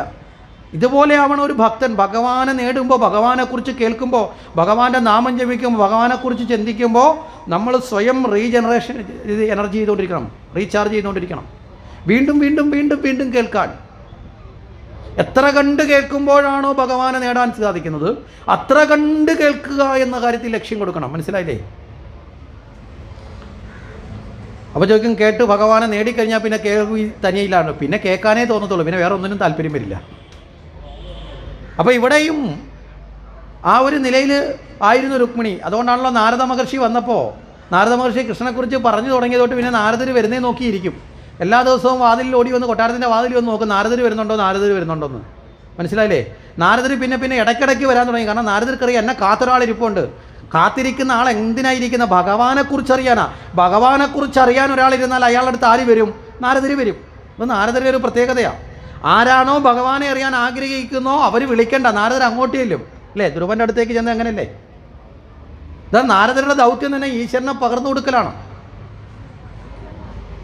അപ്പോൾ ആ രീതിയിൽ നാരദർ വന്നു പോയിക്കൊണ്ടിരിക്കുന്ന വെച്ചാൽ, നാരദർ പറഞ്ഞു കഴിഞ്ഞാലോ, നാരദർ പറഞ്ഞിട്ട് പോയാലും ആ പറഞ്ഞത് വീണ്ടും വീണ്ടും ആവർത്തിച്ച് ഓർത്തോർത്തോർത്ത് മനനം ചെയ്യും. മനസ്സിലായില്ലേ? ആ ശ്രവിച്ചത് മുഴുവൻ മനനം ചെയ്യും. അത് പിന്നെ ഇരുന്ന് കീർത്തിക്കും. ആ കൃഷ്ണനെക്കുറിച്ച് മറ്റുള്ള തോഴിമാരോട് പറയാം, അറിയാവോ കൃഷ്ണനെക്കുറിച്ച്? തോഴിമാർ പറയും, ഇത് എത്ര തവണ പറഞ്ഞു, ഈ കഥ തന്നെ ഒത്തിരി കേട്ട, എന്നാലും കേൾക്ക്. ആ കൃഷ്ണൻ എന്ന് പറഞ്ഞാൽ അങ്ങനെയാണ്, ഇങ്ങനെയാണ്, മൈപ്പീലിയാണ് ചൂടി വരുന്നത് എന്നൊക്കെ പറഞ്ഞ് വീണ്ടും വീണ്ടും പറയും. നമുക്ക് ഇഷ്ടമുള്ളൊരു കാര്യം എത്ര പറഞ്ഞാലും നമുക്ക് മതി വരുമോ? കേട്ട ആൾ ചിലപ്പോൾ ചെവി കൊത്തിയാലും നമ്മൾ വീണ്ടും കൈ പിടിച്ച് മാറ്റിയിട്ട് വീണ്ടും പറയും. എന്താ കാര്യം? താല്പര്യമാണ്. ഇങ്ങനെ കീർത്തിക്കും. അപ്പോൾ ഇവിടെയാണ് നവതാഭക്തി, ശ്രവണം, കീർത്തനം, വിഷ്ണു സ്മരണം, പാദസേവനം, അർച്ചനം, വന്ദനം, ദാസ്യം, സഖ്യമാത്മനിവേദനം. ഇതാണ് 9 പടികൾ. ശ്രവണം, കീർത്തനം, കേൾക്കുക, പിന്നെ കീർത്തിക്കുക, സ്മരിക്കുക, പാദസേവനം ചെയ്യുക, അർച്ചിക്കുക, ബഹുമാനിക്കുക. മനസ്സിലായില്ലേ? അത് കഴിഞ്ഞ് വന്ദിക്കുക. അതൊക്കെ ആയി മനസ്സിൽ കൃഷ്ണനോട് വന്ദിക്കുക, അർച്ചനം, വന്ദനം, ദാസ്യം. പിന്നെ ദാസ്യമായിട്ട് ആ കൃഷ്ണനെ തന്നെ നേടി, കൃഷ്ണൻ എന്ത് ചിന്തിക്കുന്നു അതെല്ലാം ഞാൻ ചെയ്തോളാം എന്ന ഭാവം ആർക്ക് വന്നു? രുക്മിണിക്ക് വന്നു, ദാസ്യം വന്നു. പിന്നെ ഒരു സഖ്യമുണ്ടാവണം, ബന്ധമുണ്ടാവണം. ആ ബന്ധത്തിനാണ് ഇവിടെ ഭഗവാനെ നേടാൻ ആഗ്രഹിക്കുന്നത്. അത് കഴിഞ്ഞാൽ എന്ത് ചെയ്യണം? സഖ്യം വന്നാൽ തന്നെ അങ്ങ് സമർപ്പിക്കണം. സഖ്യമാത്മാ നിവേദനം. ഇതോടുകൂടി ഭക്തി പൂർണ്ണ, ഒരു ജീവൻ പൂർണ്ണ ഭക്തിയിലേക്ക് ലയിക്കുന്നത് ഈ 9 പടിയിലൂടെയാണ്. അപ്പോൾ കേൾവിയിലൂടെ, ശ്രവണത്തിലൂടെ ആണ് ആര് വളരുന്നത്? രുക്മിണി ഈ പറഞ്ഞ ബാക്കിയുള്ള കർമ്മങ്ങളെല്ലാം ചെയ്താ വരുന്നത്. ഏറ്റവും ഒടുവിൽ തൻ്റെ വിവേകജ്ഞാനമാകുന്ന വിവേകബോധത്തെ ഉണർത്തിക്കൊണ്ടാണ്, അതാണ് വിവേകശാലിയായ ദൂതനെ അയച്ചു എന്ന് പറയുന്നത്. മനസ്സിലായില്ലേ? ഈ ദൂതനെ അയച്ചു. ഈ ദൂതന് മറ്റൊരു തലത്തിലൊരു പ്രത്യേകത കൂടിയുണ്ട്. രാമാവതാര കാലത്ത് ഭഗവാനെയും ഭഗവതിയും കൂടി ഒന്നിച്ചിരിക്കുന്നത് കാണാൻ മനസ്സിൽ ആഗ്രഹിച്ചിട്ട് നടക്കാതെ പോയൊരു മനുഷ്യനുണ്ട്. വളരെ കൂടുതൽ ആഗ്രഹിച്ചു. അന്ന് രാമനോട് ചോദിച്ചു, ഭഗവാനെ എന്താണ് ആ ഭാഗ്യം എനിക്ക് കിട്ടിയില്ലല്ലോ. ഭഗവാൻ പറഞ്ഞു, അത് അടുത്ത അവതാരത്തിൽ തന്നോക്കാമെന്ന്. ആ വ്യക്തിയാണ് ഇവിടെ ഈ ബ്രാഹ്മണനായി ജനിച്ചു എന്ന് പറഞ്ഞത്. ആരെന്നറിയോ? വാൽമീകിയാണല്ലോ സീതയെ ഉപേക്ഷിച്ച സമയത്ത് പിന്നെ സംരക്ഷിച്ചത്. അത് കഴിഞ്ഞ് ലവകുശന്മാരെ മുഴുവൻ രാമായണം പഠിപ്പിച്ചതും വാൽമീകിയാണ്. അവർ പോയി രാമായണ കഥ പാടിപ്പാടി അവസാനം ശ്രീരാമൻ്റെ മുമ്പിൽ തന്നെ ചെന്നു. ശ്രീരാമൻ ചോദിച്ചു, നിങ്ങൾ ആരാണ്? ഞങ്ങൾ അയോധ്യയുടെ അധിപനായ രാമൻ്റെ മക്കളാണ്. ശ്രീരാമനോട് തന്നെയാണ് ലവകുശന്മാർ പറയുന്നത്. രാമൻ ആ സമയത്ത് ഓടിയിറങ്ങി അവരെ വാരിപ്പുണർന്നിട്ട് അവരോടൊപ്പം സീതയെ തേടി തിരിച്ചു വരുന്നുണ്ട് വാൽമീകിയുടെ ആശ്രമത്തിലേക്ക്. ആ സമയം വാൽമീകി കൈകൂപ്പി ഇങ്ങനെ നിൽക്കുന്നുണ്ട്. സാക്ഷാൽ ലക്ഷ്മി നാരായണന്മാർ ഒത്തുചേരുന്ന സമംഗളപൂർണ്ണമായിട്ടുള്ള അവസ്ഥ കാണാൻ വേണ്ടി കൈകൂപ്പി നിൽക്കുന്നുണ്ട്. അപ്രകാരം കൈകൂപ്പി നിൽക്കുന്ന വേളയിലാണ് സീതാദേവി ഭൂമിയിലേക്ക് അന്തർദാനം ചെയ്തത്. ആ സമയത്ത് വാൽമീകി ദുഃഖത്തോടെ രാമനെ നോക്കിക്കൊണ്ട് ചോദിക്കുന്നുണ്ട്, ഭഗവാനെ, നിങ്ങൾ ഒന്നിക്കുന്നതൊന്ന് കണ്ടിരിക്കാനുള്ള ഭാഗ്യം എനിക്ക് കിട്ടിയില്ലല്ലോ. അപ്പോഴാണ് പറഞ്ഞ അടുത്ത ജന്മത്തിൽ ഇവരെ ഒന്നിപ്പിക്കുന്ന ദൗത്യം ആർക്ക് കിട്ടി? ഈ ദൂതന് കിട്ടി. ഈ ദൂതൻ പോയി ഇപ്രകാരം ഭഗവാനോട് ഉണർത്തിച്ചു. അത് പ്രകാരം ഭഗവാനിലേക്കൊരു ജീവൻ സഞ്ചരിച്ച് തുടങ്ങിയാൽ ആ ജീവനെ സ്വീകരിക്കാൻ ആരെത്തും? ഭഗവാൻ എത്തും. അതാണ് ഭഗവാൻ വന്ന് കൂട്ടിക്കൊണ്ടുപോയി എന്ന് പറയുന്നത്. ഇനി ഇവിടെ പറഞ്ഞു സ്വയംവരം ആണോ എന്ന് ചോദിച്ചാൽ നമ്മളെ ബാഹ്യമായ ചടങ്ങിൽ സ്വയംവരമല്ല, കാരണം പന്തലിൽ പോയിട്ട് മാലയിട്ടതല്ല. പക്ഷേ ഇവിടെ സ്വയംവരമാണോ വെച്ചാൽ ഏറ്റവും വലിയ സ്വയംവരം. എന്താ? ഇവിടെ രുക്മിണിയുടെ അച്ഛൻ പറഞ്ഞിട്ടോ അമ്മ പറഞ്ഞിട്ടോ വേറെ ആരെങ്കിലും പറഞ്ഞിട്ടാണോ രുക്മിണി ഭഗവാനെ ഇഷ്ടപ്പെട്ടത്? സ്വയമാണ്. അപ്പോൾ സ്വയം തന്നെ ഭഗവാനെ മനസ്സുകൊണ്ട് ആര് ഭരിച്ചിരുന്നു? രുക്മിണി ഭരിച്ചു കഴിഞ്ഞപ്പോൾ കേവലം ബാഹ്യമായി ഇടുന്നൊരു മാലയിലല്ല, മനസ്സുകൊണ്ടുള്ള, മനസ്സിലായില്ലേ, ആ മാനസികമായ സമർപ്പണത്തോടുകൂടി രുക്മിണി സ്വയം ഭരിച്ചു കഴിഞ്ഞിരുന്നു. അത്യന്തം മംഗളപൂർണ്ണമായ ചടങ്ങാണ് രുക്മിണി സ്വയംവരം. ഇവിടെ നമ്മൾ മനസ്സിലാക്കേണ്ട, നമ്മളെയൊക്കെ ജീവിതത്തിൽ നമ്മളുമൊക്കെ വ്യക്തിപരമായി വിവാഹം കഴിക്കുന്ന വിവാഹത്തിന് ഇതുമായിട്ടൊരു ബന്ധമുണ്ട്. എന്താണെന്നറിയുമോ? കല്യാണം കഴിച്ചു എന്നേ ഉള്ളൂ, ഇതൊന്നും അറിയില്ലല്ലേ? അങ്ങനെയാണോ? വിവാഹ മണ്ഡപത്തിലിരിക്കുമ്പോൾ വിവാഹം വൈദിക വിധി പ്രകാരം നടത്തുന്ന സമയത്ത് അതിൻ്റെ പുരോഹിതൻ, കാർമ്മികത്വം വഹിക്കുന്ന പുരോഹിതൻ പെണ്ണിൻ്റെയും ചെറുക്കൻ്റെയും പേരല്ല യഥാർത്ഥത്തിൽ അവിടെ ഉച്ചരിക്കുന്നത് മനസ്സിലായില്ലേ? യഥാർത്ഥത്തിൽ അവിടെ ഉച്ചരിക്കുന്നത് ചെറുക്കൻ്റെ പേരിൻ്റെ സ്ഥാനത്ത് നാരായണ എന്നാണ്, പെണ്ണിൻ്റെ പേരിൻ്റെ സ്ഥാനത്ത് ലക്ഷ്മി എന്നാണ്. മനസ്സിലായില്ലേ? യഥാർത്ഥത്തിൽ ശാസ്ത്രബോധമുള്ള പുരോഹിതൻ അങ്ങനെയാണ് ഉച്ചരിക്കുന്നത്. ഇപ്പോൾ ചില ആൾക്കാരൊക്കെ ഇതൊന്നും മൊത്തവും പഠിക്കാതെ ഇറങ്ങുന്ന ആൾക്കാരുമുണ്ട്. അവർ സ്വാഭാവികമായിട്ട് പെണ്ണിൻ്റെ വീട്ടുകാരൊക്കെ ഒന്ന് ഇഷ്ടപ്പെട്ടോട്ട് വെച്ച് പെണ്ണിൻ്റെ പേര് വിളിച്ചു പറയും, ചെറുക്കൻ്റെ പേരും വിളിച്ചു പറയും. പക്ഷേ യഥാർത്ഥത്തിൽ എല്ലാ വിവാഹവും, ഈ ഭൂമണ്ഡലത്തിൽ നടക്കുന്ന എല്ലാ വിവാഹവും സാക്ഷാൽ ലക്ഷ്മി നാരായണ വിവാഹമാണ്. കാരണം കുടുംബജീവിതം വൈകുണ്ഠതുല്യമായി മാറണം. എന്താ വൈകുണ്ഠതുല്യം എന്ന് പറഞ്ഞാൽ? വൈകുണ്ഠം എന്ന വാക്കിൻ്റെ അർത്ഥം എന്താ? കുണ്ഠിതമില്ലാത്തത്, ദുഃഖങ്ങളില്ലാത്തതായി മാറണം. അങ്ങനെ ആവുമ്പോൾ ആ വരൻ നാരായണ തുല്യനാവണം, വധു ലക്ഷ്മിക്ക് തുല്യനാവണം. ആ പക്വതയിലേക്കാണ് വിവാഹം കഴിച്ചു വരുന്നത്. ഇനി വിവാഹം കഴിച്ചു പോകുന്ന സമയത്ത് തന്നെ നമ്മളൊന്ന് ചിന്തിക്കുക, വിവാഹം കഴിഞ്ഞ് എത്ര നാൾ ഭാര്യാഭർത്താക്കന്മാരായി ജീവിക്കാൻ നമുക്ക് അവകാശമുണ്ട്?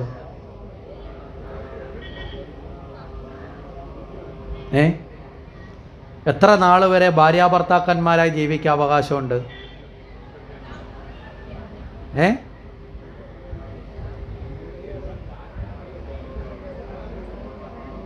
ഡൈവോഴ്സ് മേടിക്കുന്നത് വരെയോ? മരണം വരെയൊന്നും ഭാര്യാഭർത്താവായി ജീവിക്കാൻ അവകാശമില്ല നമ്മുടെ ശാസ്ത്രത്തിൽ. അതിനു മുമ്പേ ആ ജീവിതം ഉപേക്ഷിക്കണം. ആദ്യത്തെ കുഞ്ഞ് പിറക്കുന്നത് വരെ മാത്രമേ ഉള്ളൂ ഭാര്യാഭർത്താവ് എന്ന തലത്തിൽ ജീവിക്കാൻ അവകാശം. എന്നാൽ മറ്റൊരർത്ഥത്തിൽ എടുക്കേണ്ട. അത് കഴിഞ്ഞാൽ നമ്മൾ മാതാപിതാക്കളായി, ആ ഒരു ഗ്രേഡിലേക്ക് നമ്മൾ മാറി. ആ ബോധം കൂടി വെച്ചിട്ടേ പിന്നെ വീട്ടിൽ ജീവിക്കാവൂ. നമ്മളെ കണ്ടു വളരുന്ന, നമ്മുടെ ചിന്തയും വാക്കും പ്രവൃത്തിയും ശ്രദ്ധിക്കുന്ന മറ്റൊരാൾ കൂടി അവിടെ വന്നു കഴിഞ്ഞു. പിന്നെ മാതാപിതാക്കൾ എന്നുള്ള സ്ഥാനം നിന്നുകൊണ്ട് വേണം ഏതൊരു പ്രവൃത്തി. അതിൻ്റെ അർത്ഥം പിന്നീട് അടുത്ത കുഞ്ഞുങ്ങൾ വേണ്ട എന്നുള്ളതല്ല പറയുന്നത്, അതൊക്കെ ആവാം. പക്ഷേ മാതാപിതാവ് എന്ന സ്ഥാനത്തേക്ക് ഉയർന്നില്ല എന്നുണ്ടെങ്കിൽ കേവലം കുഞ്ഞുങ്ങളെ പ്രസവിക്കുന്ന മൃഗമായി നമ്മൾ മാറും. ഇപ്പോൾ പല വീടിൻ്റെ അവസ്ഥ ഏതാ? കാര്യം എന്താ? പട്ടിയും പൂച്ചയൊക്കെ പ്രസവിച്ചാലും പാല് കൊടുക്കും, വളർത്തും, ആവശ്യത്തിനുള്ള തീറ്റി കൊടുക്കും. മനസ്സിലായില്ലേ? അത് ഓടുന്ന സമയത്ത് തന്നെ തുറന്നു വിടും. അതിനപ്പുറം മാതൃകയായി കണ്ടുപിടിക്കാൻ അവർക്കൊന്നും പകർന്നു കൊടുക്കാനില്ല. കാരണം അവർക്ക് അങ്ങനെ ഒരു ജീവിത മൂല്യങ്ങൾ മൃഗ ജീവിതത്തിലില്ല, അവിടെ ഉണ്ടാകുന്ന മനുഷ്യനാണ്. അപ്പം നമ്മൾ മാതാപിതാക്കളെന്ന സ്ഥാനത്തേക്ക് എത്തപ്പെടണം, ഇല്ലേ?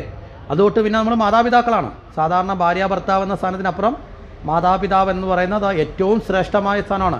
അതുകൊണ്ടാണ് ഏറ്റവും പ്രത്യക്ഷമായ ഈശ്വരൻ ആരാണെന്ന് ചോദിച്ചാൽ അച്ഛനും അമ്മയുമാണെന്ന് കുഞ്ഞിന് തോന്നണം. മനസ്സിലായില്ലേ? വെറുതെ ബുക്കിനകത്ത് എഴുതി വെച്ചിട്ട് കാര്യമില്ല. ഓരോ വീട്ടിലെ കുഞ്ഞിനും തോന്നണം. ആ വീട്ടിലെ കുഞ്ഞിനോട്, ഇപ്പോൾ നിങ്ങളെ വീട്ടിലെ കുഞ്ഞിനോട് വിളിച്ചിട്ട് പ്രത്യക്ഷ ഈശ്വരൻ ആരാണെന്ന് ചോദിച്ചാൽ എൻ്റെ അച്ഛനും എൻ്റെ അമ്മയാണെന്ന് ആ കുഞ്ഞുങ്ങൾ നിസ്സംശയം പറയുന്ന അവസ്ഥയാണോ ഇപ്പോൾ ഉള്ളത്? ആണോ? അല്ലാത്തതിൻ്റെ കാരണം എന്താ? അവർക്ക് തോന്നിയിട്ടില്ല. അപ്പോൾ അവർക്ക് തോന്നുന്ന നിലയിലേക്ക് ഉയരേണ്ടത് ആരാ? വീട്ടിൽ എഴുതി വെച്ചിട്ട് കാര്യമുണ്ടോ? നമ്മൾ ജീവിച്ച് കാട്ടിക്കൊടുക്കണം. മനസ്സിലാവുന്നുണ്ടോ? അങ്ങനെ ജീവിക്കുന്ന ഗൃഹങ്ങളിൽ നിന്നാണ് നല്ല സന്താനങ്ങൾ വളർന്നു വരുന്നത്. അങ്ങനെയുള്ള ജീവിതത്തിനാണ് യഥാർത്ഥത്തിൽ വിവാഹാദി ചടങ്ങുകളൊക്കെ അനിവാര്യമായി വരുന്നത്. ആ തലം കൂടി നമ്മളൊന്ന് കൃത്യമായിട്ട് മനസ്സിലാക്കേണ്ടതുണ്ട്.